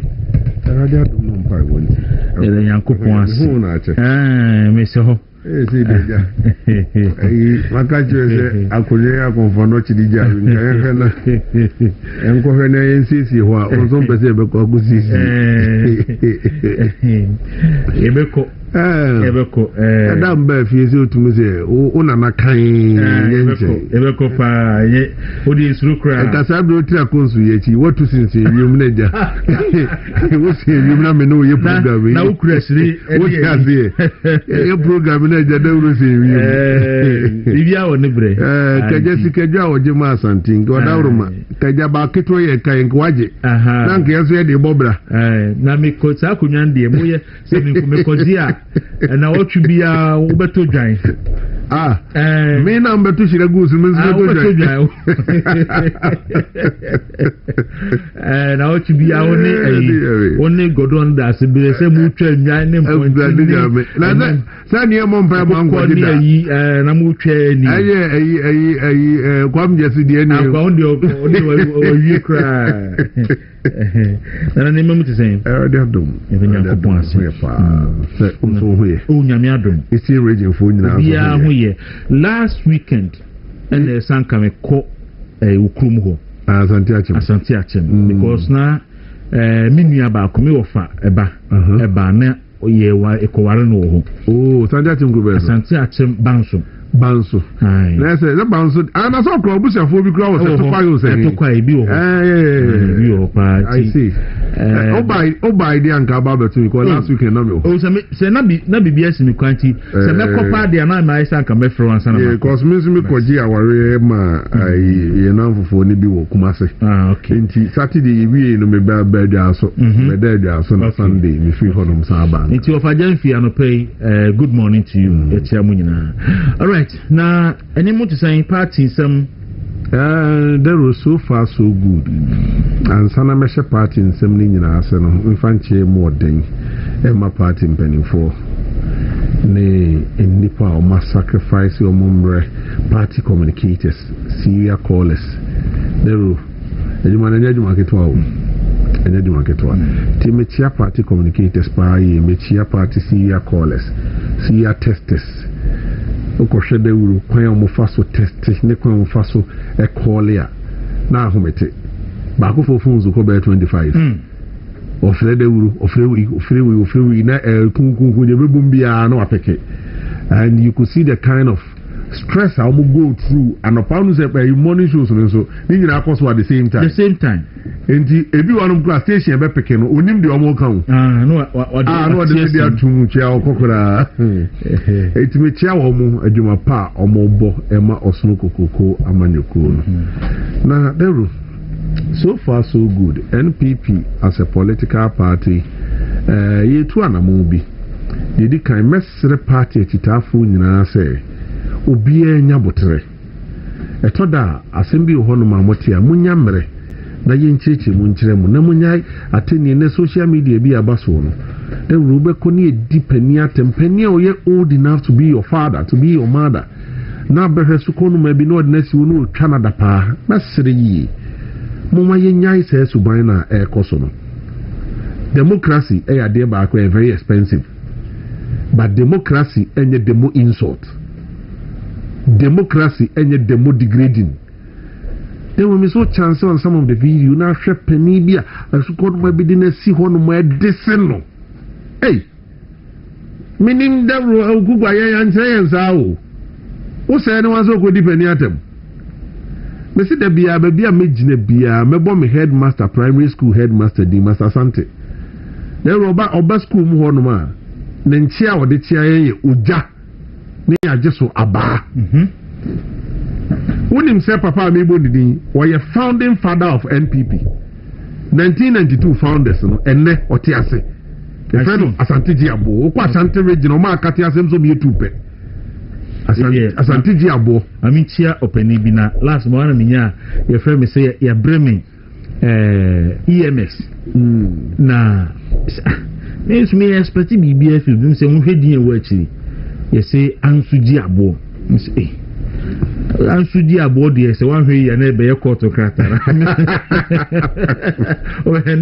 Ansuji Abo chambers. And to me help and lose Yane. Na watch Nkumobi and the Dinia ye, or no sooner, you know, no say, Betimus and Nefi. Yeah. And see a WhatsApp near the Biano into a tronic crater, come, posted the other, posted the EMS and the Abba. And I'm Mr. Media making kind. When he answered the Abo, Otimin Kamitia, Shnyane, I made us Nana. They will open Asante Diabo American Assembly. No, I'm a headmaster. And I'm saying, or your NPP as a political party, the founding fathers, no. Papa, you can't be. I'm Asante regional cut 2 penalties. A year a Ura, Asante Diabo, a can't be a name no Cassie. The rule, what you see you. What you say. Enti, Yanum be Mekai entity, Master Santa de Mayeno. Na and yes, Yanko did the attempt. Yanko yesi. Now, when you said that you were school, no.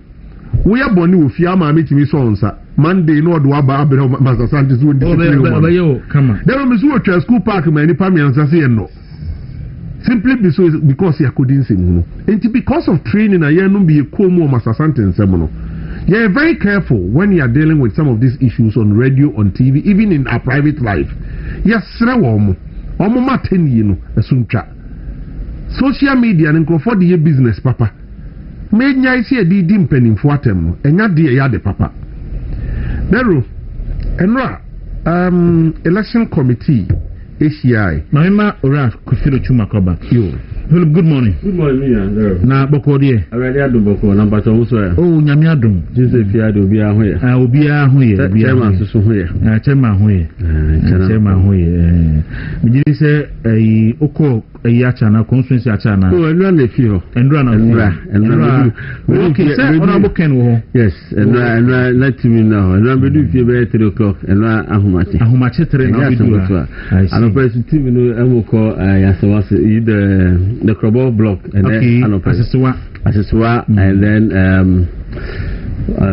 Odumasi Hanoma Bio so German in the Hana Moses here. Okay. Mamini Kamincha party in Panifo official American from Nancha Kesia Kukra Elkoma Honorable Kennedy Akukra Japan.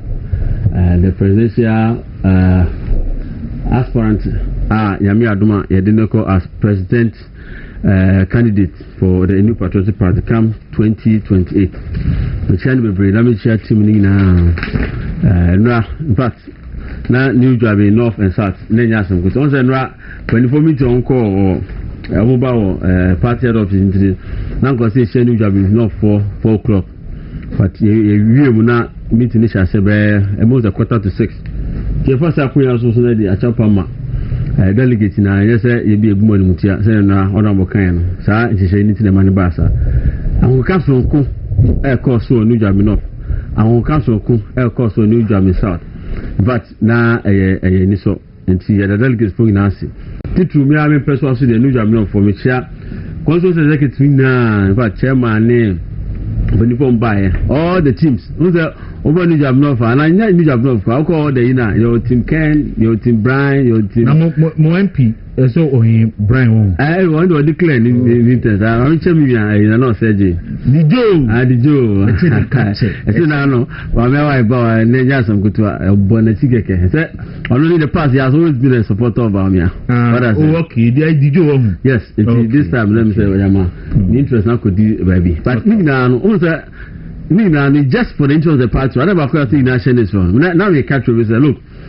Prime Minister Ekwe, you'll probably be, about small post. Oh, the same team. It's me chair, honey, abo 5-5. There wasn't funny to be a meeting Liverpool and I say more holding. Now Liverpool welcome training. Now the same Liverpool team now, no much you know. Say, you about half pool. Now half pool now, if you were defending, if you were striking, it will be secondly. Now the same Liverpool team, no, who go chat your main striker, Mohamed Salah. Now Prana. Now the next week, and that's the next match, a main match, a Yakobo external match, you know, who could press our player now. Yakushia, who lose one key player. That match, no, one here you lose a match. So I am be contest. We say a home affairs, home sweet home, a local affairs. It's in as much as Obiao, maybe Odinachi. So we might declare me, Dick Honorable Kenecha, me a campaign man, maybe I could be a DHA campaign. So I also be declare for Honorable Excellency, former Vice President Dr. Mahmoud Bawumia. But what I say, there shouldn't be any reason. So you go to the sense that what could do be at the maybe I'm penny can want some. So could you do be at the it's out of order because Uko do be at the man could chana no prayer. The next match, South Striker and you know him. Nenu die, they make and something that Honorable Kejapo is talking about is without unity, without come back after this primaries, we should forget it. And honestly, that is what will happen. They are not very careful. Now, Jimian Kwakwa, answer so a who now we say in area for never so as much in the Mafa, when the Mafa into Kocham reduce who could not them. The matame they do her. Some will go to Mutin on our board on our own the mammy. Some other Kotuabana. We don't want it to happen again. Send it here. Let's say a call 2024 a call support on. For us as a party to come back and win massively to beat NDC because look, here, young fat Bibian told you what NDC has done now. They have solidified their party. Oma Katse, Oma party will say, Master, power, a sweet. Look. Nipa be bromo omo appointment. They are party people, party executives. And yes, I'm not for the higher campaign. I could be a fair butcher. Said MPP time. Sabio edu bi na nkofobia omo anya campaign bi omo na benya position NDC for omo so omo nya sa de no elu o say o che tun bi mo beje how de manifa na no de manifa o de I'm conclude o de tun meaning the tun so de yebo o oh you know pa me I just na chopper. The problem is that yes mu nyina mu ba o wa de sere so mu kwase ho amu na mu ye adwuma no wa se. Papa Ghana we there. And run na see and yeah. And very for committee or head office. Oh papa I go money be too much on am ya for delegates part. Which was not true. Mu na mu preaching unity. And run come as mu so na mu say mu. Yeah na so dey preaching unity. Mu so na mu preaching unity. Oh the best. Yes sir. We home affairs, away internal elections. You try as much as possible. Me people are accusing me. Say now so who the carry a China. Oh yeah, now neighbor me uncle and master. Seven we nyansa. Seven about me His Excellency. Why me boni bi? No they can't say. No be yeah. Just about 6 months, 8 months, 9 months. You na take campaign about me. Yeah. Do you can't say? So what has changed? Why should I go to the city of Kwaku to attempt? For what reason? Certainty. And that is a problem. Me catch someone for say, I'm following Kenya Pom, ye campaign man, but you cannot stop me. Say me shaba mia, and I say me share Excellency, and I share Obi or support Bamia. Me try no go. I will greet him. Our party, but me party. Everybody me na NDC for can inform and for. What do you mean? NDC for go me say opposition. Yeah, now for me you be NDC for. How much will be MPP me election to now me Kwaku Ekunya problem? No, about say mature. We should go beyond that. Yeah, candidate to try no. Yan kan ho asem. Na emoyin na infa ideas are sa candidate ni pa 5 na dey ban. We should listen to their message and their content.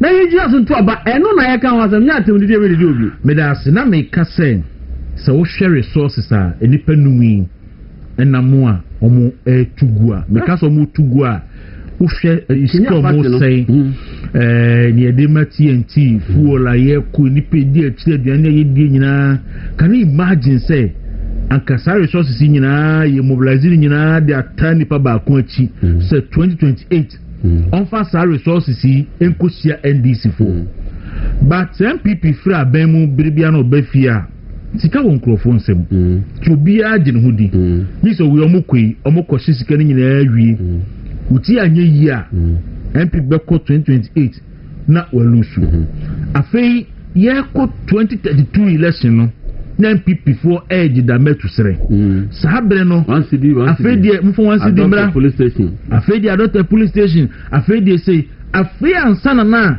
enipa ho ehya se kire mo no no mani abom ho so say si e kan ho bum ne e baako adeti na da bia mo de mi ho yanka esna keti enti no party no hwe ye hai de bia me ka me say ye de you anim say e support Dr. Bawo ba ye si obi akwan endra Dr. Duchuma Konwa na otusu na anu nso ye recommend Japan de na otusu say oye honorable Ken nipa yini ba nso da bia ba ha ye mu bia akwan gi say wa adwene say wo ma so obe ba nko ade ma akwan wa be den obe kan asem party ni ye gi ntim na ke ma me nhyase wo say efa proxy and someone nhyase Dawuro so the oko on declare o support for bi ameboa o de be send me the makachiro say okay into the efa proxy na yenko e pese after bibia no ye no bi no ye di reconciliation na nim kan reconcile na ye reconcile omo etotobo oba omo asimu no enu ntina da bia ye gusu ayetu omo fo say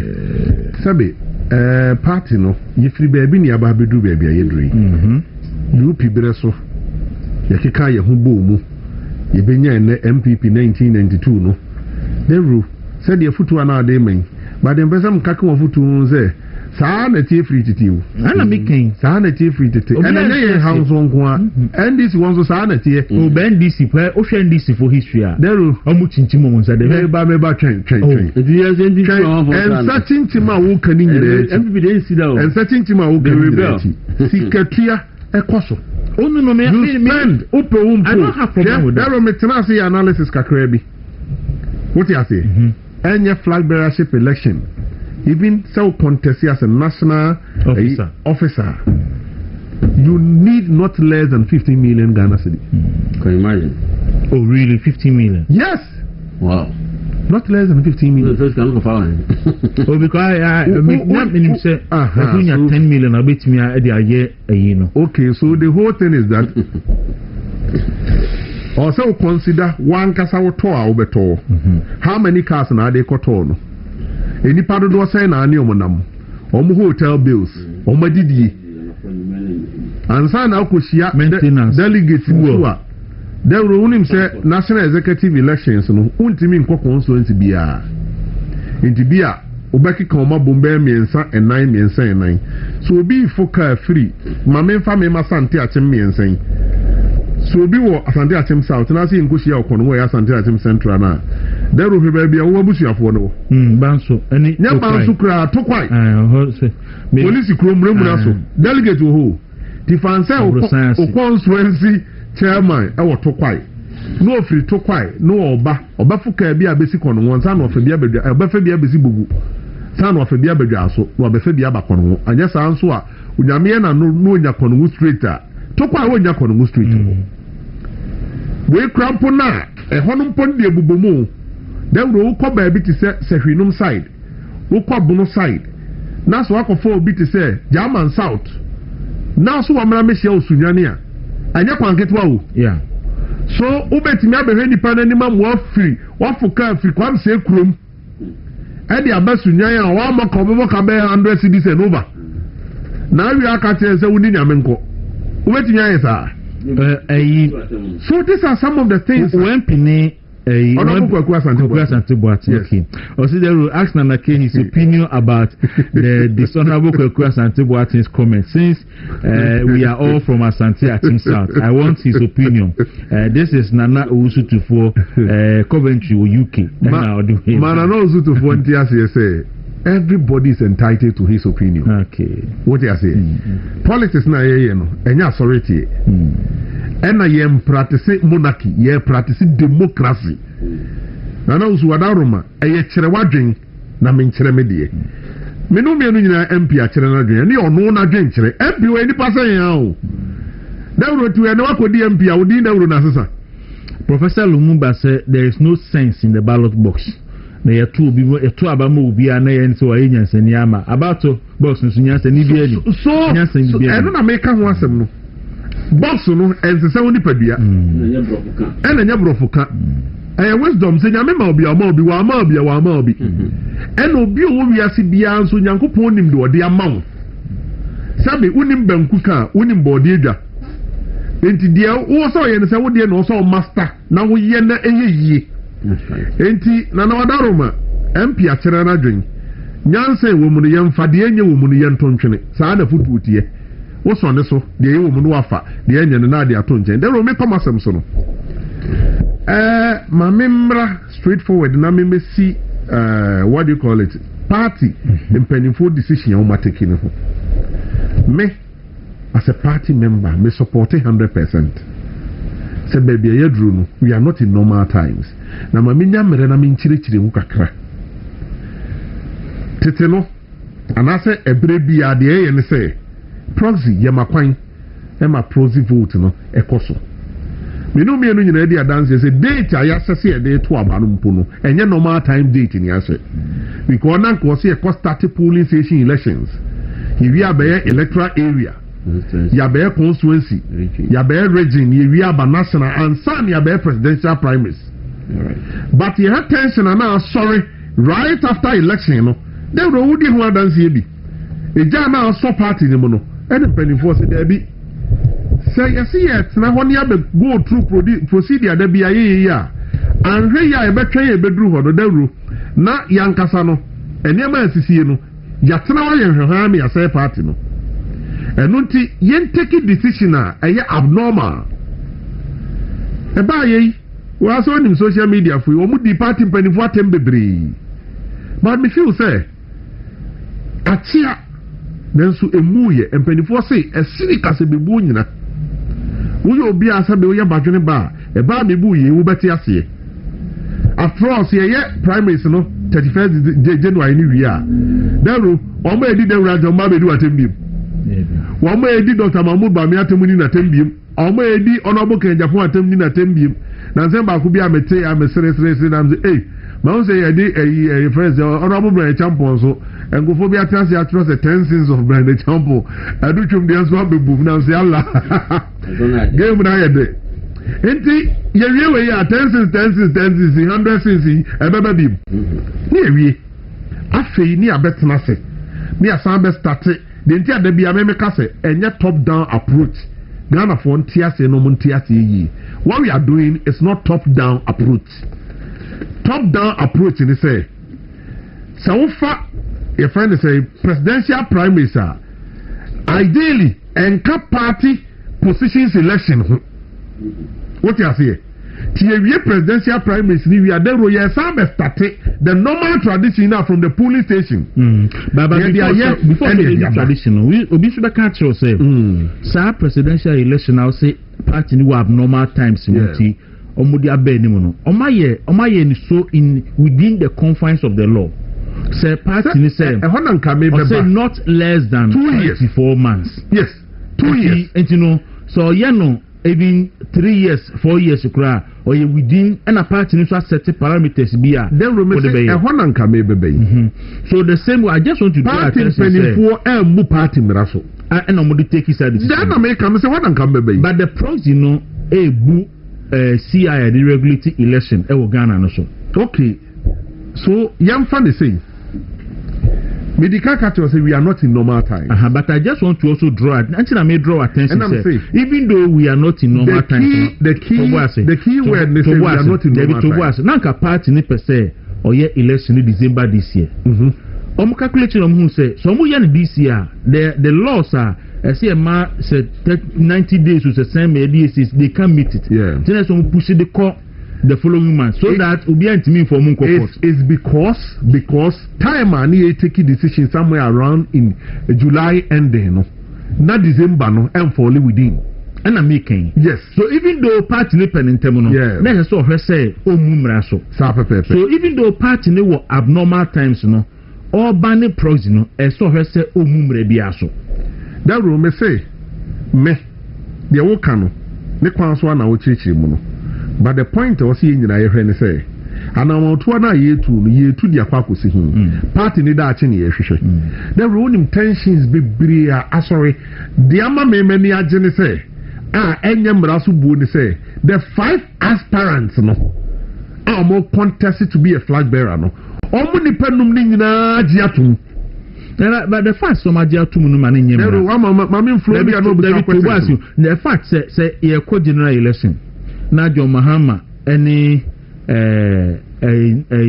whoever is contesting for MPP, whatever about me and whoever, Eko Jitu say a free presidential ticket no yen first stamp in CHR. Nemra yen first stamp in CHR. No man in Yemra. They say they will cano metia say pepe.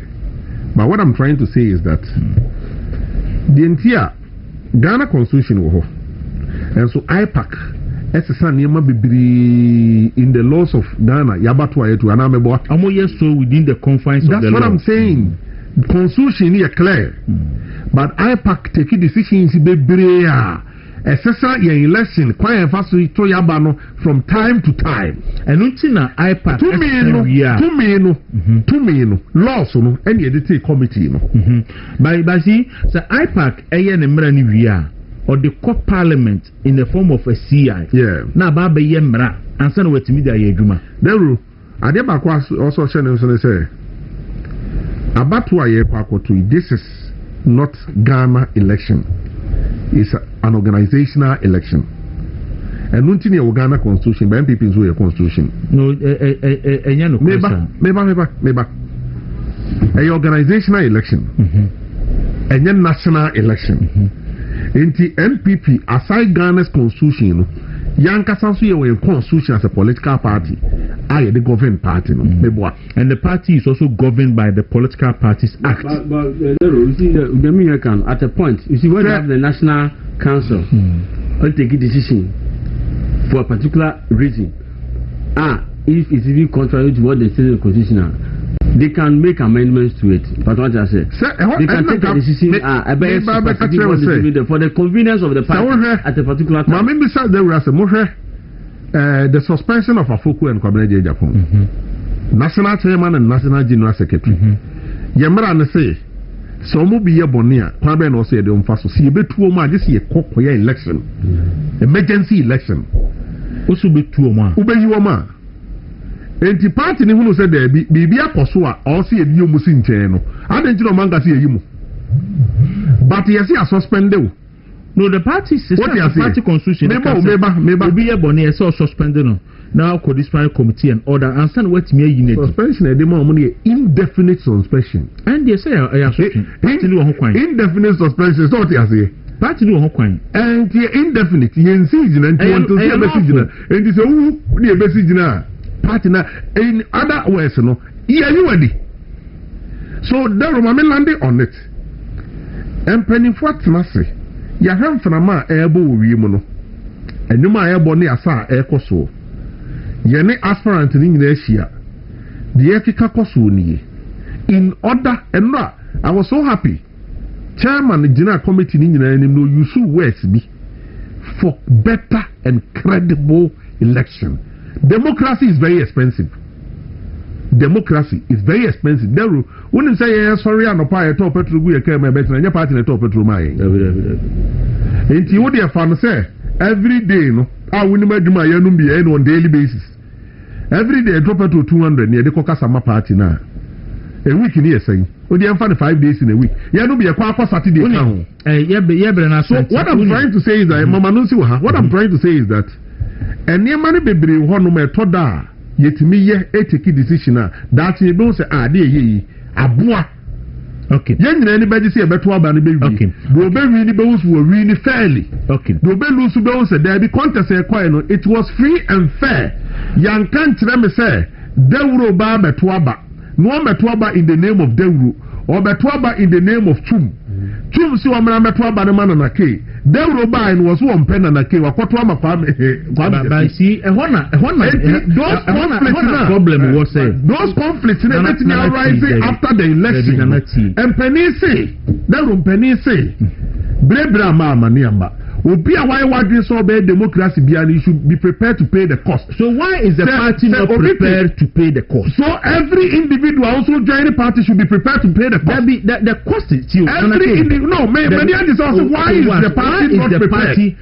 Party the question why what is that question? First you answer. What is that question? Why is the party not prepared? Mami answer it. And I mean I understand what's the second one count. And some me bisa me some change bisa sa question say. That be also mami answer. A party Akotuaba or just a little below 200 something thousand. Yeah, Akotuaba. Who's going to me manage proxy? Now, what's our party we? What general election? Then it probably 18 million Akotuaba. How do you manage proxy there? Is the MPP going to tell electoral commission say proxy no? Yakobi kasi Akotumo be a untimity muncha proxy mana. Why? What is a very good question. Mami answer first one. Why is the party not prepared to pay the price? The party is paying the price. Price a party they pay. They say, first of all, your data you share for this election a bigger price are you to you because you say issues be arising. Party not sacrifice. They are to be election ebe conducting a party sacrifice ni pay be a pay. Who the side of the individual? There when you say election, you want to the polling station be a. No, say a constituency be a polling station. No, so I'm coming. Constituency no, obi free to pay. Me constituency oba betu ojaso. No, I know dear. Me what is that? May I expand the question? Me simple explanation say. Obi free to quiet. And in the sick full car. No party make provision for tea. No, hold on. Party make provision for tea. No, the sick full car from party naji as far as 4 million. Hold on. Don't go there. And nothing a party no aji aspirant be 4 million. Say omo the be taking care of transportation or the baba. And the delegate be na the sick ba. Enti that way.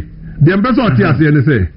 delegate dodoɔ na bi bɛba transportation de bɛ mɔ ɛnso wɔn for wɔn nkɔmɔ. ɛnyɛ hwee. and the same way na nso de ɔte aburukyire. a wɔyɛ democracy no. ɛnyɛ aburukyire mi. o mi ba mɛ ba hɔ o de ɔte aburukyire a wɔyɛ democracy you also understand sɛ ɛbɛrɛ bi wɔn mo sɛ wɔn nso timi sacrifice bi. it is not even about sacrifice. it's not about n'aso ba n'abɛto aba no. it's not about payment. deɛ ɔno nso te Ghana ɔsi bi yɛ beebi nti ɔntumi mɛto aba no. ɛwɔ sɛ ɔma wei sɛ ni yadeɛ ɛyɛ once. maame kyerɛw. ɛyɛ once o so sacrifice and come. June 2024 papa náà yàrá. ọmọ de ní ẹtena kaa mu ẹdi ní hyɛ akyire ɛkɔ electoral commission office ɛkɔ yɛ proxy maame. saa tampa náà ntumi nya hwee o.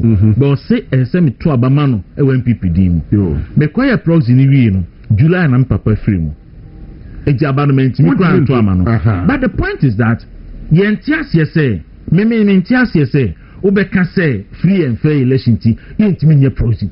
Proxy no emra ɛda ho CI 127 no mɛhu sɛ nkurɔfoɔ ka sɛ ayi nkurɔfoɔ nipa baako bɛto ama nipa bɛyɛ 10. Electoral Commission emra yɛde akɔ parliament regulatory proxy ni sɛ ɛyɛ 1 man 1 proxy. Nana kee sɛ mehwɛ wɔ anim na mesi nana kee yɛ minua mene nana nte akyɛ Jamie proxy koto abuma twum na akono wanto a me ne untam asem gidi am wo mu eno no enfa ho hwe. And the second point is that be 10 minutes be beko. The second point also is that the 10 minutes. The second point the second point also is that the second point also is that proxy here ye ka ho asema ye si ye ntwamu diaspora forum of diaspora chairman many of kasa oha enra almost the party be court se mutwemu a in fact many Canada chairman e kasa many US and South Korea almost the party no ebe court say party no amaka mo manye proxy is the party prepared say obe drag this issue be in court now postpone the election nana. Quick one too.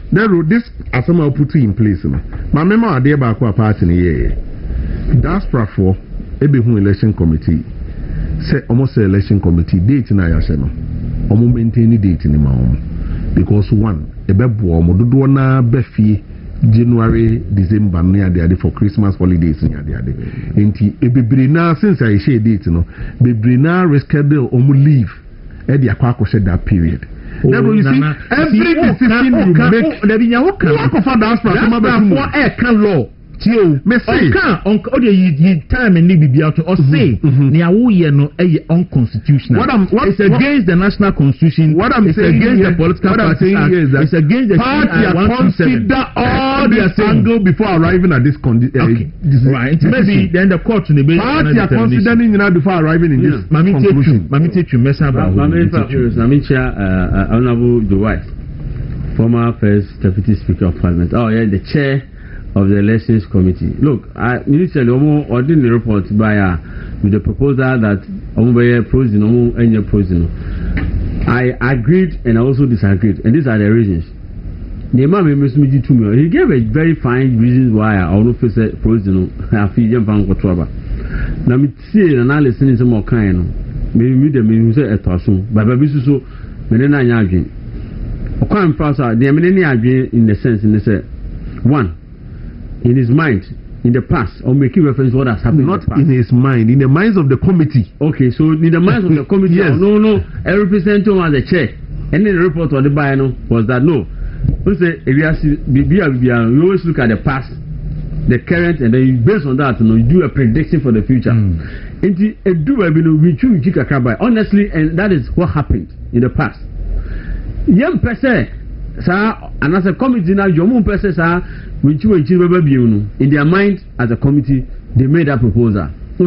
National right there now, I'm saying a diaspora also making petition, and they are also very, very right because in the party constitution there is a whole clause stating what is called proxy. Yeah. But what that is there, black party constitution.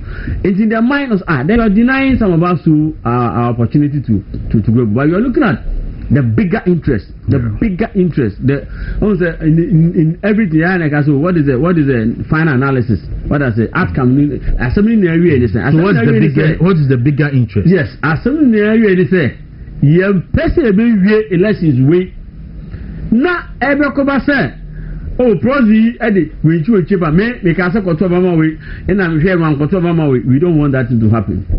Dine twano pano wo as a member of the party, whatever you are, you have a responsibility towards the party. Me na me catch am for guys. Look, that 4 million citizens Nigeria, say this plan, if for any other reason, say a financial reason, maybe me can say sir, but if it's the cost of that auto take it any problem, the party should meet them halfway.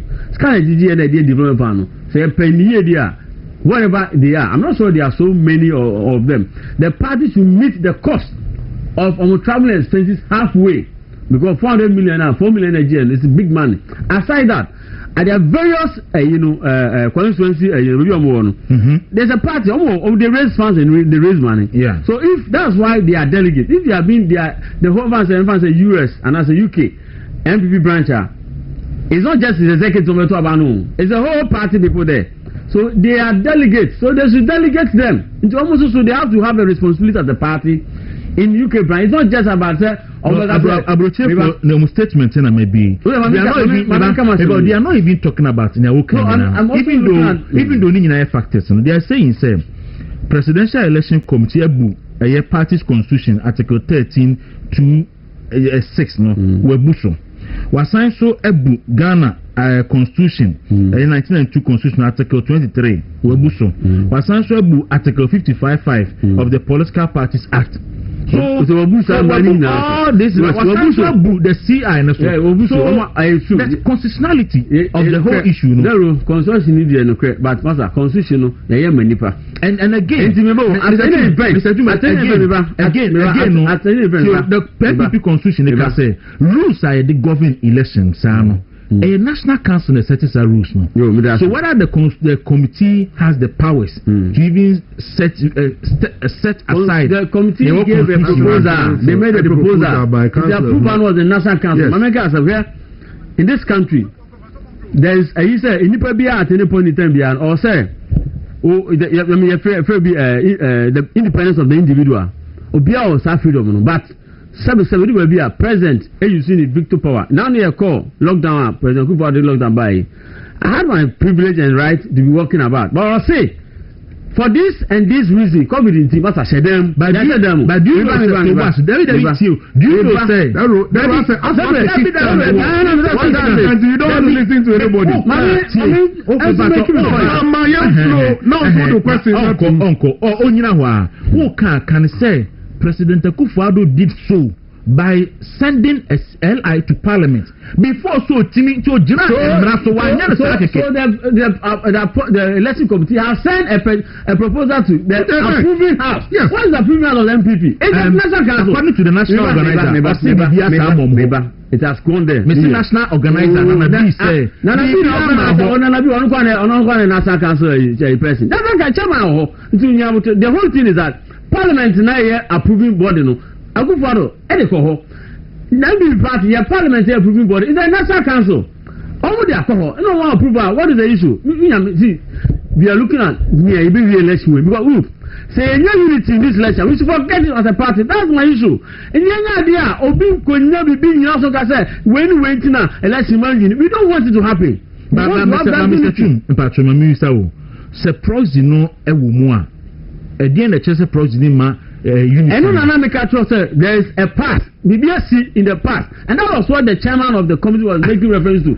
Emma Amanfobi Asuka said, for this reason, the election cry. We don't want those accusations. Look, prosy or no prosy, election must go on. Omodi petition bar, Ghana ha, Obia Oyaya also into the president. The fear you are not the only person going to choose a candidate. But UK funny, US funny, that's why funny no problem there. Then you should also tell them, you are telling them, say, the party constitution also give that leniency and must have room for any amendment to be done. They should also understand. Only for court, say party national election issue. Who approved the proposal of the committee? The national council. The last registered body apart from the national conference. It's a high decision of the last registered 2 December election. National emergency. Now 17 million any womb. Yeah. When you say no next 4 years, you bet me a Dubai 19 million. An idea 20 million. nti betumi anya proxy votes ebi abe 1.5 million and 2 million. Is the NPP telling Ghanaians say ebreno so a they cannot police 2 million? So if you cannot police just about maybe 1,000 proxy bebana, how do you then police 2 million proxy votes? You police it. Look, it's different from this situation. You can't national elections. It's the whole party going for that election. When internal affairs among ourselves are young person when you let's agree. What to US, what to UK, we a party ban now, so your committee now is also for playing better about. Oh yeah, I now soon to go to about the fear. Yeah, I can't talk about now. Simple. And that will make sure DB. Edu election da wankasa ye bi. Okwa conference na akoto aba emerewafo enkokrafo mu ntimi nante. Ye de ka akofo mu mbeto aba na meboa. Wo so papa. Ye de bi search ni ba. O papa. Na ne ho mfa no. Okwa register ase proxy koto aba. Na ma ko proxy ni ka mu da to. Time ni duru ho na ngasa se nka abatu proxy na ma no nte ase. Enti na koto aba ne ma na ne ni. Election ni ba ka be na search akoto aba. Oni say the same procedure we use the filing for proxy no. Ubetim did the same procedure na kwa ma na koto aba. Eti mesre mayen twene ye mamu bebiri. So we say ye register ya enra ye handle over edema 5 aspirants in. Nanko so ma ewu ni edi nyina yi omu firi mu meboa. But because of the timing inti yes ye nyai enkonko yi no akwakoyi ama akwa affect obi oti ase and say verification and I see ye ni e declare register no eno kra yes ye nye yes ye nyu ye jama na shim na dey na proxy there usu ye free eno ti so oti ase say yes verification no ye jato because of time. Not proxy in free one man. This should be a simple thing. This argument are party no. Me do when you. I don't know what this is in. They run a party. You